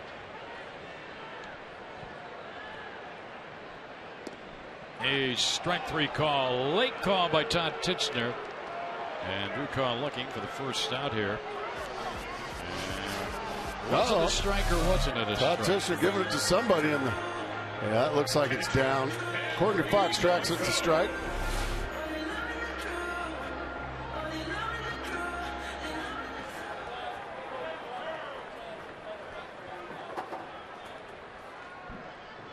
And Henry fouls one.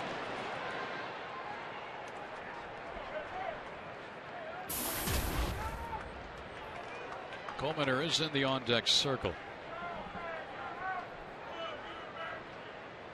Swing and a miss by Henry. 0-2. Blanco tonight is walked. That walk came with the bases loaded. That was the at-bat of the game, if you ask me. Then Coleman got his first hit of the year and drove in a run. Was a part of that 6-run second. Josh Coleman as well. Way outside to Henry. Lyle Overbay's got batting gloves on, helmet in hand. He's got a bat also. He may be coming up next. Henry pops it up. Shortstop Tejada. Well, folks, if you or someone you know would love to be calling the game and is between the ages of 10 through 14, then come out Sunday to Chase Field for the Fox Sports Arizona and Sanderson Ford Kidcaster auditions from 11:30 a.m. to 1:30 p.m. near section 115 and 116 during the Mets and Diamondbacks game. Yeah, come on out and audition. Get up here with me and Greg. We'll welcome you. Coleman's night is over. He gets the glad hand, the high fives, the handshakes. Well, he should. Yeah, he struck out the last 4 batters he faced. Pieced it together nicely after that 2-run second and 3-run third. He just mowed down the New York Mets the next 3 innings, and he leaves with a 3-run lead. Overbay fouls one back. His ERA will go up a little bit, but again, he leaves with his club on top. And 3 consecutive shutdown innings. Retired the last 7 he faced, 4 of those on strikeouts. Overbay down the left field line. Nobody's going to get that. Bounces into the seats, and everybody scrambles for the baseball. What are baseballs running these days, cost-wise, you know?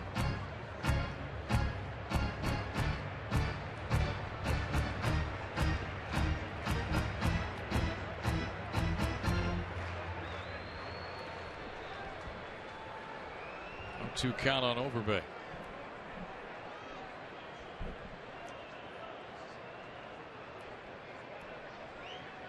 And another foul.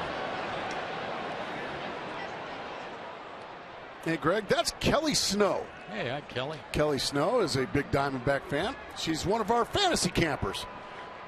Yeah, down the left field line? Female, Right no, field down line. the right field line. Females are allowed too to come out during fantasy camp. I'll tell you what, she can play. She was on my team. She's a first baseman. She's a first baseman. You know, sometimes I played her at second or played her in the outfield or whatever, but We need she to can play for her down there, then. She can play. Yeah, we need. But Kelly threw out the first pitch, the ceremonial first pitch today as well. That fantasy camp gets bigger and better, doesn't it? Each year, doesn't it? It really does. It almost sounded like it hit over Bay, but I guess he got out of the way. Jeff Roden. Yeah, a lot of fun times. They do a great job. They just do a great job. The guys love it. Us guys like myself, Gonzo, Matt Williams, Mike Fetters. Steve Finley comes out. Steve Reich 3.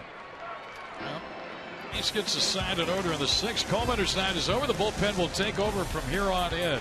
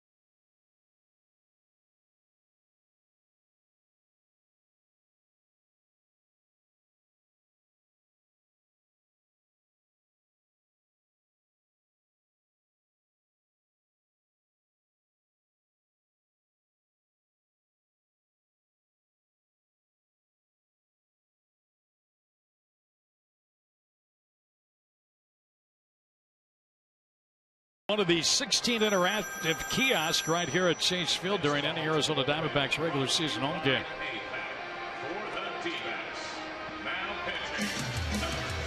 Brad Ziegler comes on, the right-hander, is appearing for the 413th time this year. Not quite. Just seems like it. 45. It's number 45. And Coleman's night is over, having gone 6. And Ziegler. Well, Saturday, September 15th is throwback night. Diamondbacks are going to don the purple and teal jerseys when they take on the San Francisco Gigantes. 20,000 fans going to get a Matt Williams bobblehead, courtesy of Chase. Then after the game, going to host a first ever alumni exhibition game with David DeLucci, Steve Finley, Reggie Sanders, Tony Womack, Greg Swindell, and more of your favorites. 4 tickets. Call 602-514-8400 or visit dbacks.com/alumni. Now, wait a minute. Time out. Yes. I did not hear Mark Grace on that. I will be there. Okay. I will be there. Luch is going to be there. They're certainly not promoting me being there, but I am going to be there. I can't say I blame them. Okay. You will be there. That's a pretty good group, huh? All the 01 guys. Well, I'd say, boy, the ceremony again last year in September, celebrating 10 years. That was terrific, wasn't it? The turnout. That was a lot of fun. Seeing all those guys. Played some exciting baseball that series too, if I remember correctly. Yeah. Jonathan Neese's night is over as Kirk Neuenhuis is the pinch hitter here. Neese gave up 8, 6 of the 8 earned.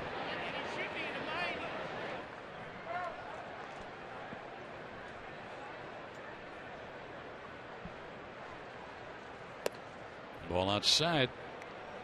Full now 3-2.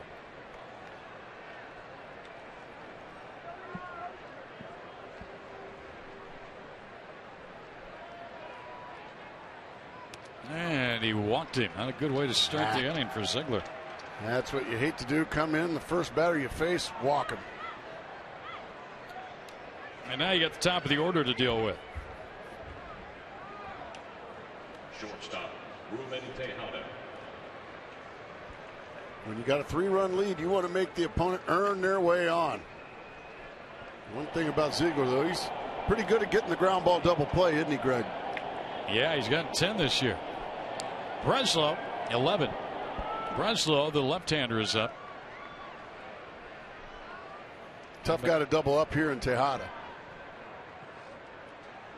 He has 2 hits tonight, a broken bat hit and another little blue pit. Well, the strike is called. Diamondback bullpen has been very good over the last 6 ball games. ERA under 1.3 and batting average against of under 200.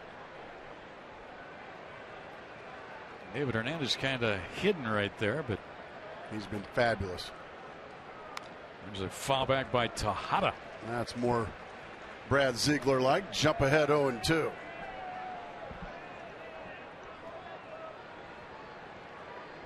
The scoring has slowed down some since the first 3 innings, but Diamondbacks did get single tallies in the 4th and 5th for this 3-run lead at the moment. Ziegler and the bullpen now on the rest of the way. Ground ball down to third. Bloomquist, 1 play at first, got it. Nice play for the out. That's a smart play there by Willie Bloomquist. He knew in order to get the out at second base, he was going to have to contort his body, or it was going to be an off-balance, tough play because he had to charge so hard. He would almost have to throw the ball behind him. Instead, take the sure out, Right fielder, which is what he did. And it still takes a base hit to score that run. And Jordani Valdespin will now be the hitter for the Mets. 1 for 3 in the night. Runs scored. This becomes a very big hitter in this game because David Wright is next. Good nice pitch. Fastball. Well, he tied him up inside, didn't he? Sure did. Pretty pitch.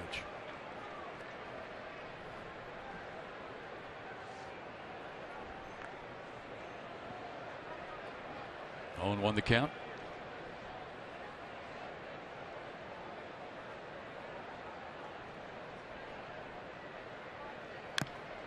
Boy, he swings hard. He's some Miguel Montero. I guess. Now the Mets are APS Energy Assists. Replace old incandescent bulbs with CFLs. They'll use 75% less energy. You can't have incandescent, folks. No. It just makes no sense. You got to replace them. Get those CFLs in there, right? I do, in my house. And that's not Canadian Football League. 0-2 count here. Swing and a miss. Valdespin down on strikes. Big out number 2. Well, he swung hard the last 2 pitches and came up empty twice. This is I believe, a changeup, and a pretty one. I just got a text from Greg Swindell, Zeke. Schulte. And Zeke told me to tell everybody out there, especially the other guys listening, that in that alumni game, he plans on, he's going to pitch and he's going to go a complete game, 9 innings, he said. He said he's ready. He's ready to go 9. There's the bunch of us. Rod Barras still playing.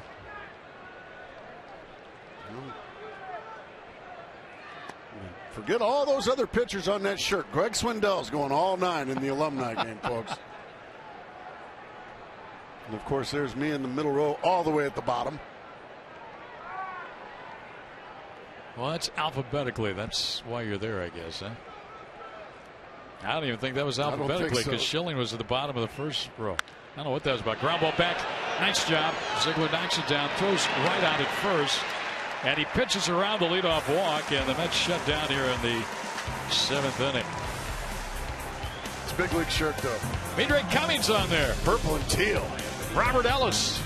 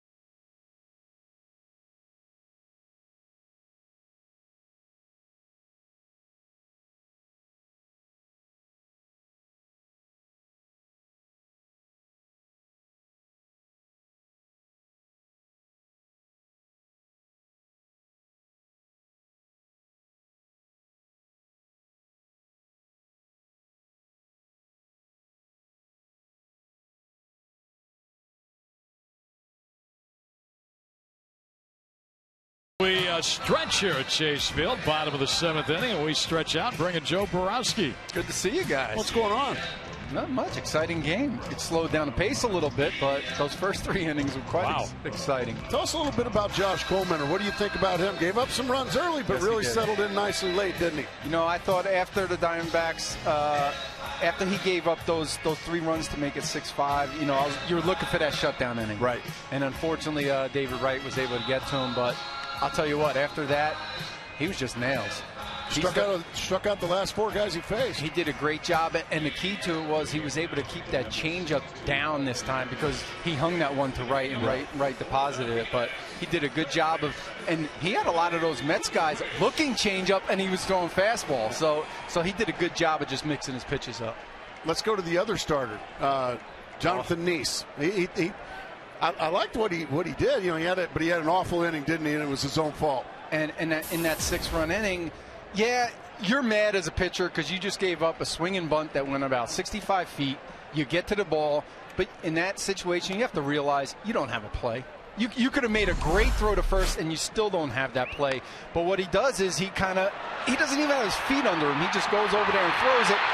And instead of leaving the bases loaded and still having a force at any base, you just cleared the bases, and now. And Willie went to third, yes, yeah. and then the sac fly by Hill. So right there, that's a case of even though you're upset because of the results of a good pitch that you threw, sometimes you just got to put it in your pocket and play for the next batter. And Willie Bloomquist, our APS Energy All-Star here tonight. And he skies one to right. That's a long run. Will he get over there? He's got good speed. Down the speed, tracks it down, and then crosses into foul territory. 1 away. Anytime panic sets in, it's not going to be a good result. and we tell you it cost him 3 runs, and right now it's a 3-run ball game. So obviously that's play of the game, and that's very typical Willie Bloomquist numbers right there. Even though he's upset with himself, once again the catalyst of this ball club. Grace, I remember your former manager Bob Brunley here with the Diamondbacks. You get a triple, you get this crowd going. A lot of times he'd squeeze just to keep that boom boom going against the other team. And it's part panic because you give up a big hit or a costly play like that. A lot of things can happen. Yeah, you're catching them off guard too. You end up trying to make a spectacular play instead of just eating the ball and out. There's an old saying in baseball: give them 1, don't give them 2. And in that case, they gave him 3. Exactly. Back up the middle. That's an Aaron Hill hit. That's his first of the night. Elvin Ramirez, who's the new pitcher for the Mets. Always good to see the offense come back alive. Got rid of tacos in the 2nd inning. Yeah, early. I was getting a little hungry. I missed the tacos the last few days. You got spoiled. You had 7 days in a row of them. It was killing us. Wasn't it fun and refreshing to listen to Kevin Tires before the ball game, you and Todd? You know what's great about Kevin is he's open. You know, he's going to go out there and he's going to tell you what he can, but he's not hiding behind anything. You know, he tells you what's going on, which is refreshing because a lot of times you don't see that. Most general managers don't give you as much as Kevin Towers does. It's great. And you're right. He gives you as much possible as he can. Want to know the counter on Jason Kubel. He's going to be working those phones for the next few days. Bob Gebhardt over to his right. Another great baseball man right there. Yep. It's that time of year, isn't it, I don't boys? envy him at all for these next few days because I'm sure that those phones could be going off in the middle of the night. It doesn't matter. What'd you think of the Greinke deal going to the Angels? I think it's a pretty good deal for the Angels. I think you're right. Get a quality pitcher like Greinke. Didn't seem like they had to give up too much for him. No. But you saw, and I thought that maybe the reason why they didn't have to give up too much is because Doug Melvin made the statement that Greinke was going to be gone before the trade deadline. So I think he took a little bit of what he might have been able to get because he was saying he was willing to just give him away. And that trade again, if you missed it, Jean Segura, 2 minor league pitchers going to Milwaukee. And Zach Greinke, after season plus with the Brewers, heads to the Angels. A free agent to be. Angels been throwing around a lot of money, though, so swing and a miss here by Kubel. And that's out number 2 in the inning. Now Goldschmidt got a hit in an RBI his last time up. Well, you win here tonight, guys, and You got Ian going tomorrow night against Young, and then you wrap up the homestand. It could still be a great homestand. Oh, sure. You got to remember they won the first 5, which put them in a great situation. Unfortunately, you lost the last 2, but you have a great chance. You could still win this series right here. You take the next 3, and I'll take a, what would that be, an 8-2 homestand any day. Talk on right. Oh, Baxter, see, it's one of those things. Get your popcorn ready. That was our key to the game. Those guys are, Merry Christmas. What's going on down there? That Baxter, he's a mischievous one. Yes, he is. I saw him today. I went to shake hands with him. He had a hand buzzer. He got me. He got me with it. He offered me a jar of peanuts. I opened it, and the snakes all came out of there. He got me pretty good. Hey, before you sneak out of here and this inning ends, how about the job the Diamondbacks bullpen's been doing these days? Fantastic. Yeah, that's what you want, but a lot of the credit has to also go, and take nothing away from them, but the starters being able to go deep in games. So you're not overextending your bullpen. They're not having to pick up extra innings, which is getting them tired. So they're well rested. They're getting put into good positions where they're normally pitching, and a lot of credit. And a lot of times when you're going to go on streaks like the Diamondbacks have been on, you have to have everybody taking care of their job, and that's what's been going on. Brad Ziegler's been awfully impressive, hasn't he? He's been good all year. How about that 11 double plays he's dialed up out of the pen? 1-2 pitch to Goldschmidt, drops down low. It's always good for a manager when you could bring in a guy who you know that on any given pitch he could roll up a double play. There's a very good chance for it.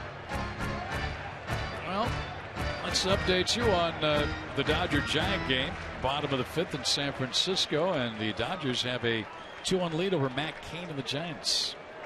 Tough to beat Matt Cain in San Francisco. Tough to beat Matt Cain, period. Good point. Goldschmidt fouls one back and out of play. Gracie, in that situation, who do you want to win that series? Do you want the Dodgers, or do you want the first place Giants to win that series? I think you probably like in a perfect world, you'd like, me personally, I want the first place team lose as much as possible. But I'd like to see them all go about 16 innings. Wear out their pitching staff. Get worn out for the next before we series. go into Los Angeles. Goldschmidt back up the middle and by the diving Tejada. So a 2 at night for Goldschmidt. That's welcome news. We'll stop at second here.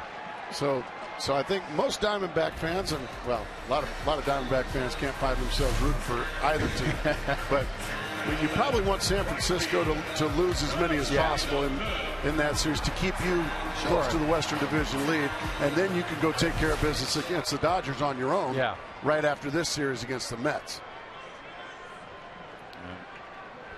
You got the addition of Hanley Ramirez right now, so they may be gaining some momentum in L.A. Well, they're 0-2 with him. Yeah, hopefully he brings a little bit of what he had in Miami over to L.A. Yeah, a little dislike for his manager.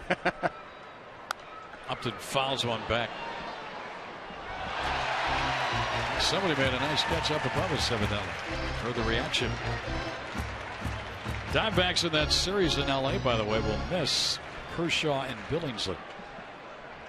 They've always had decent luck with Billingsley, haven't they? Nobody has much luck with Kershaw. No. Although he did get beat around the other day in St. Louis. Gave up 8. Got him, How about this for a change tonight, guys? Diamondbacks were 0 for 13. Their last 0 for 13 with runners in scoring position. Tonight, goodness gracious, 5 for 6. That's why there's an 8 spot up there. Might as well make it 6 for 7 here, right?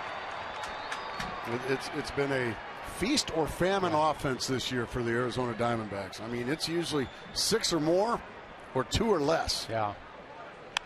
Upton's got a hit, and a run batted in. No throw. It's 9-5 D-backs. Wilson's 43rd run batted into the year. That's a big 2-out hit. And indeed, they are 6 for 7 with runners in scoring. That's unbelievable. Yeah, and this is what you like to see. You like to see the Diamondbacks just keep adding on. Don't be happy with the 3-run lead. Keep adding on. Can't take anything for granted. Exactly. You have to continue to go out there, score. Catches it just off the label, just enough to get it out there in front of Andres Torres, and Justin Upton gets his second hit. I don't know how you guys felt as players, but when you're in a race like this and you reach game 100, you know you have 62 left. It's kind of the turning point. If you weren't charged up and ready to go over those last 62 in a race, I think getting the game 100 and going from there, that's the time to get rolling. I mean, it's tough. The season is so long, and when you do start to reach August is when you're starting to realize where you are in the standings and how realistic your chances are. That's hit deep by Young. Did he get it all? No, but it's off the wall. One run in. Here comes Upton to the plate. He'll score. It's a 2-run double by Young, and the Diamondbacks pulling away here in the 7th. It's good to see CY swinging the bat. They're definitely going to need that bat. They are treating Elvin Ramirez rather rudely here. This is one of those feast nights for the Arizona offense. 11 big runs now, thanks to Chris Young and company. And getting back to your question, if talking about the 100 game point and all that, my feeling is, okay, 100 games. That's you're just a couple of days away from August, and so you kind of figure out you are what you are at this point. And right now, the Diamondbacks are a 500 baseball team. So I think, me personally, I think talent-wise, they're better than a 500 baseball team. I think in order for them to have any kind of chance to go into the playoffs this year, they're going to have to go on a big run. Yes, I mean, 9 out of 10, 5, maybe that. 17 out of 22, something like that. I mean, go on a big run. Certainly easier said than done. Ideally, you want to stay within striking distance going into September. If going into September they're within, I'd say 3, possibly 4 games at the start of September, they're in good shape, I think. But for the wild card right now, they find themselves chasing 4 or 5 teams right now. That's a lot of teams to overcome. And each and every day they run out of a day on the calendar, but you keep putting your wins up here. Now you have to beat the teams you're supposed to beat. The Houston Astros, for instance, which they did. The Colorado Rockies, which they did. This is another team right now. Came in here reeling. They've won 2 games since the All-Star break, and one of them was last night. But the Diamondbacks here tonight now have scored 11. They pounded out 13 hits. And boy, Drew had a healthy cut at that one, didn't he? He sure did. He's disgusted with himself that he didn't get it. Gracie remarked earlier, we saw Drew sliding into the plate. That was good to see. Yeah, that was great to see. I mean, this is a pitch Steven would love back. Golly. You guys got 2 different thoughts on that. As a hitter, you're thinking, oh, and as a pitcher, you're going, whoo. I'm glad I'm getting another ball back here.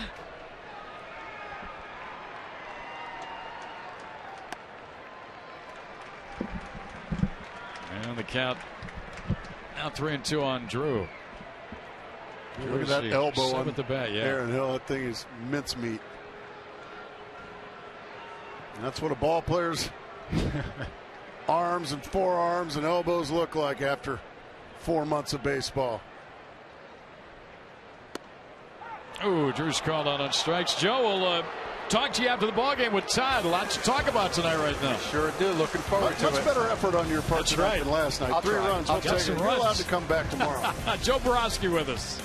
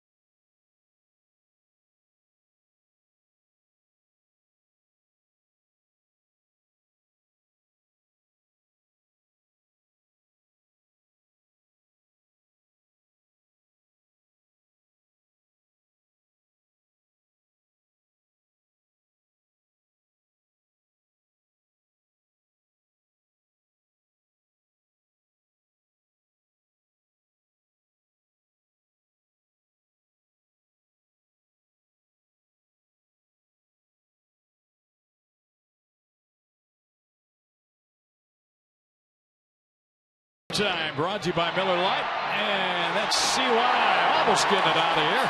Stay in the ballpark. Went for a 2-run double, capping a 3-run Diamondbacks 7th inning. And now patrolling center out there. He's had a couple of hits tonight. Scored a run, driven in 2. And the Diamondbacks go to the bullpen here and bring on Craig Brunsow, the left-hander. After Ziegler went an inning, Josh Coleman, who started this game, went the front 6. An inning for Ziegler. Now Brunsow on here with a huge Diamondback lead in the 8th.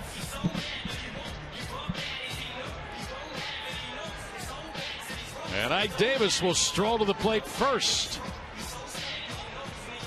And his high school friends right behind the play, yeah. Wackos. They have been having fun. Good for them. Good for them. I'll tell you what. Either Ike's got some serious pull around here, or those guys spent some big-time money on those seats there. Yes, sir. I can tell you this much. Ike's got more pull than I do around here. I think we should maybe do a game down there. What do you think? I think it'd be a great idea. They say you're closer to home plate than the pitcher. Yeah. Is that true? That's what they say.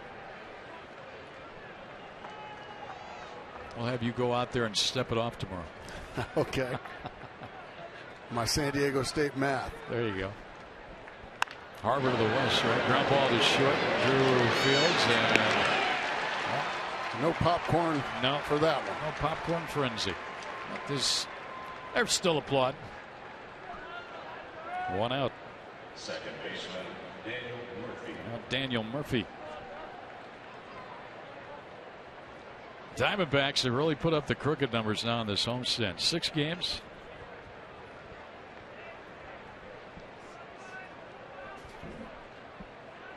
This being game number 8 now. Talk about an important bounce back game too, Greg. Yeah. Diamondbacks really needed to come out and win this ball game tonight, and they're 5 outs away from doing it. Yeah, their offense the last 2 ball games have been limited to 3 runs and 9 hits. But the 8 games on this homestand, 14 crooked number innings. You know, it's one of those things where Josh Coleman stands to win this game. You know, last night Wade Miley gives up 3 runs, he loses. The night before, Trevor Cahill gives up 4 runs and he loses. Tonight, you know, Coleman had given up 5 runs after 3 innings, and he's most likely going to get the win here. Here's the one of the night, though. Last night, the Diamondbacks got a run, had 4 hits. They stranded 11. Tonight, the Diamondbacks have 11 runs, 13 hits. They've left 2 all night. That's wow. 24 hours of difference. Yeah. Everybody's been a contributor. Even Josh Coleman got he had a couple of good at bats. Yeah, sacrifice bunt also. That directly led to a run.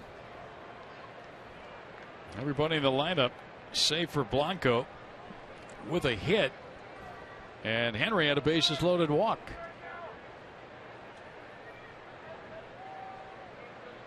Two count here on Murphy.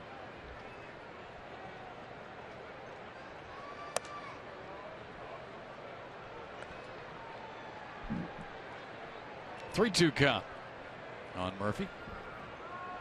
Right, a 3-run homer. Davis a solo shot. Counting for 4 of their 5 runs. And too tight. Brunsow loses Murphy with a walk. Our tools of the trade presented by Ram Trucks. This is a nice catch by Jason Bay. Look out! Took it from that kid, didn't he? Yeah, that ended the. Well, that is his job. His job is to take it from the kid there. And he did his job very well. Jason Bay not having a great season this season, but boy, he's had a heck of a career. That's all right. Keep coming out. You're going to get you a souvenir, young man. He's having a good old time tonight. Friday night at the ballpark. Now Brunsow needs to throw some strikes. Stop and you think, this great state, how many fans may venture down from Flagstaff or maybe up from Tucson or over from Lake Havasu. Watch the ball game. Yuma. Yeah. Come on over. Seligman. Where's that? Arizona. There's a strike. I had a feeling it was Arizona, but you got to tell me where. I need to bone up on my Arizona geography. Good fastball there to the inside corner. Wiki up. I've heard of Wiki up, never been there. Wickenburg. Just missed. Now Breslow in danger of walking back-to-back batters, and that will get under the skin of your manager and pitching coach when you got a 5-run lead.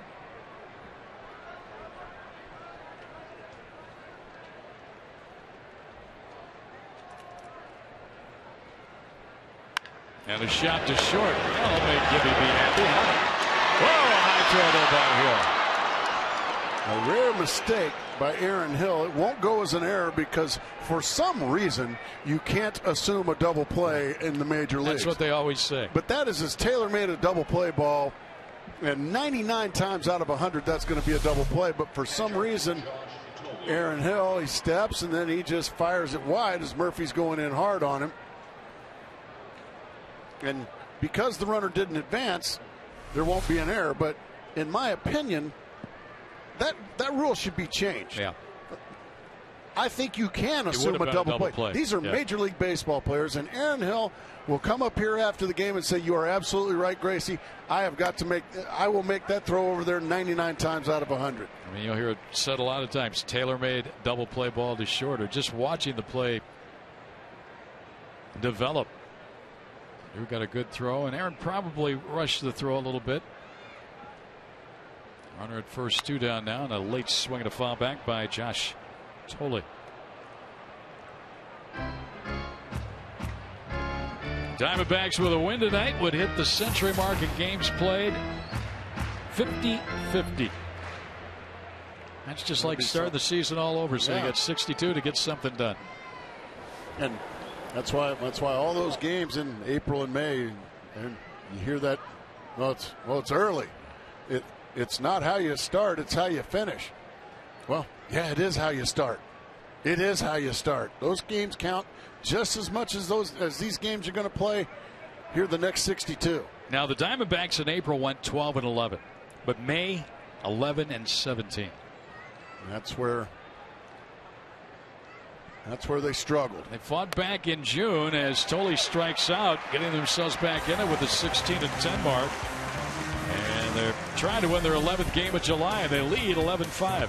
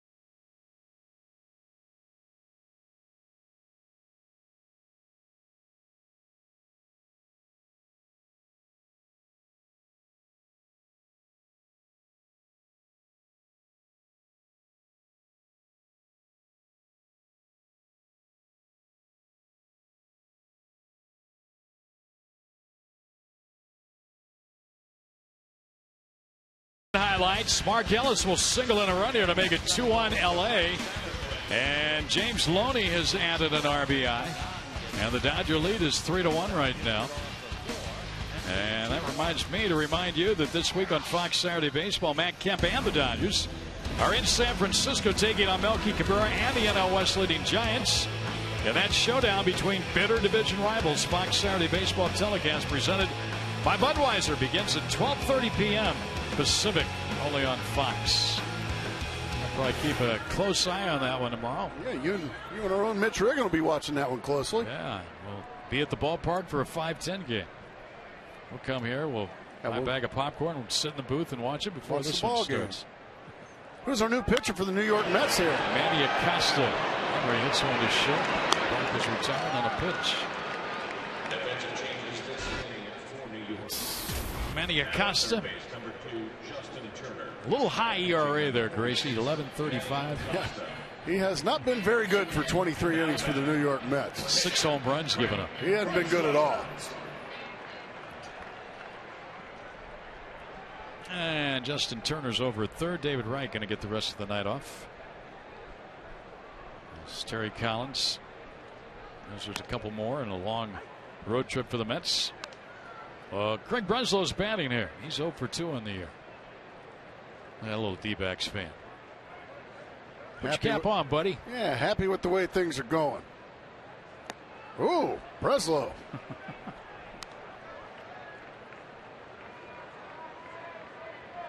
Breslow going to get a chance to work a couple innings, looks like, here tonight.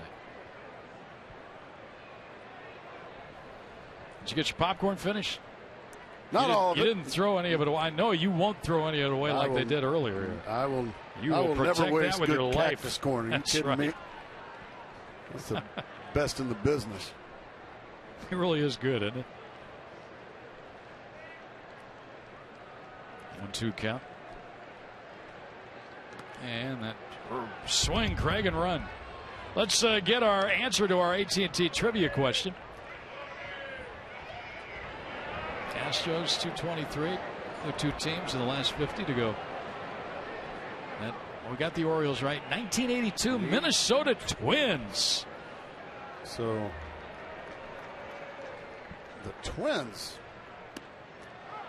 That's okay, Craig. You just continue to pitch well. You're not expected to do well. Who was on that Twins team back then? 82. Let's see. I'm guessing. How about is that too early for Smiley? Or Smalley? Roy Smalley? I would imagine he was there. Rod Carew might. No, Yeah. Rod Carew was probably in Anaheim by then. There's Willie Bloomquist with 2 outs. Willie's had a 2-for-4 night. Ken Urbick was on that team. Gary Gaetti, Gary Ward, Tom Bernansky. A DH by the name of Randy Johnson, not the pitcher. Some pretty decent players to lose that many. Ron Davis was on that team. Was RD on that team?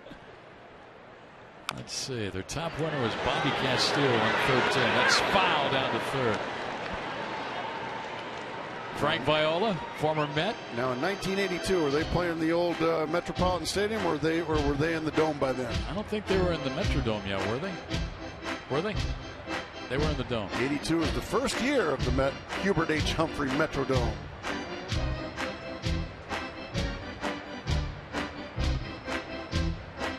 How many games they win that year? Ron Washington was on that team.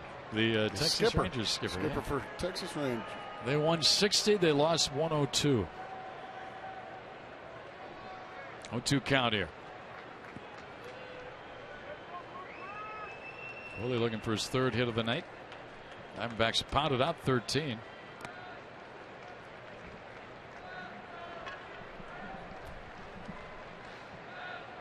One, two. Fans are still wanting more. Let's go D-backs. Yeah. They're feeling feisty. Good crowd tonight. Yeah. They've been treated to some good baseball by the Diamondbacks. So they're going to be fireworks, weather permitting, after the game. And the center. Torres has it. Innings over. So we'll go to the ninth. The Diamondbacks up by 6. Looking for win number 50 in this game number 100.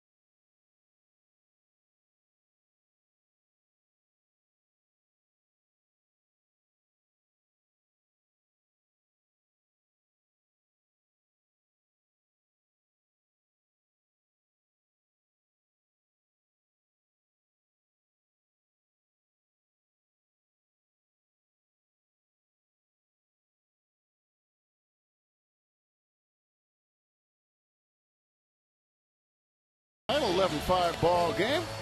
Follow Fox Sports Arizona's coverage of the Diamondbacks with MLB.com at Bat 12 for your iPhone, iPad, Android, and Windows Mobile. Get live audio, pitch tracking, video highlights, and more. Text at Bat to 31826 or visit dbacks.com for details. So ninth inning, last chance for the Mets. Johnny Mack, John McDonald takes over at second for his buddy Aaron Hill, and the flamethrower is out in the left, Gerardo Parra. Mr. AccuArm, right? Bionic arm. Yeah. Andres Torres leads it up, batting right-handed against the southpaw Breslow, and takes a strike.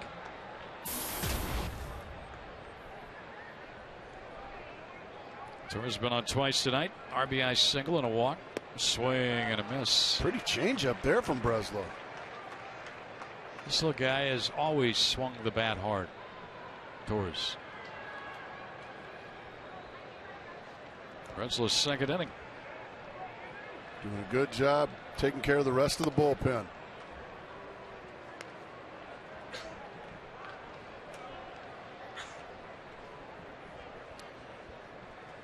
Coleman in line for his third win of the year.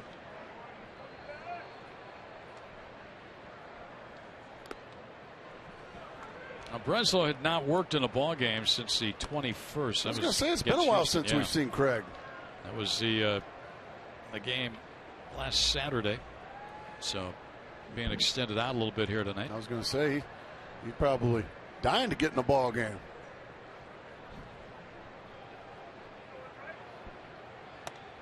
Yeah, he's done this a couple of times in his inning plus. 3-2.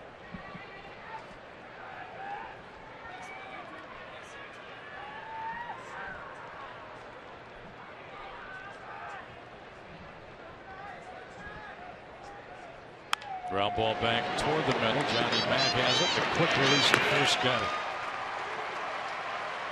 Doesn't matter where John McDonald plays, he's pretty good defensively. Yeah, he's real good defensively.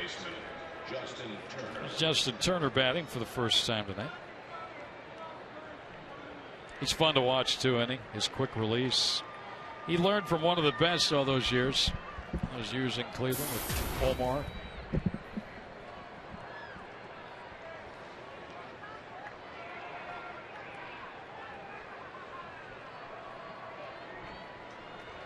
Turner batting. Now, if you're coming to the ballpark downtown area tomorrow, eastbound I-10 from the 17 to the 51 will be closed. So you may want to make alternate route plans. Again, it's a 5-10 game. Don't want you to be late. 2 quick outs as McDonald takes care of the first 2 in the inning. Again, eastbound I-10 from the 17 to the 51 will be closed tomorrow. So don't go that way, Gracie. That's not my route. Mine either.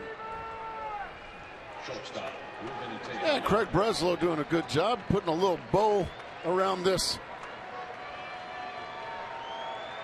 Pretty good game. Really good game.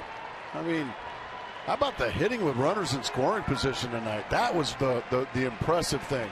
Flawless defense, errorless defense. 1 out away from a win. And maybe gaining a game on the Giants, who are losing at home tonight to the Dodgers. With their ace going, Matt Cain. Ball went outside.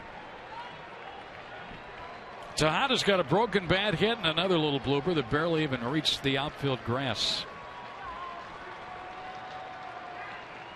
And this one will be caught. How about Johnny Mack? He takes care of the side in the 9th, and the Diamondbacks have got to win here. A big 6-run second inning, 6-2 on the homestand. Look at that. Runs per game average. A victory for Josh Coleman or the D-backs as they shut down the Mets. When Willie Blomquist smiling, you know it was a good game. A lot of smiles. We'll be back to wrap things up here from Chase.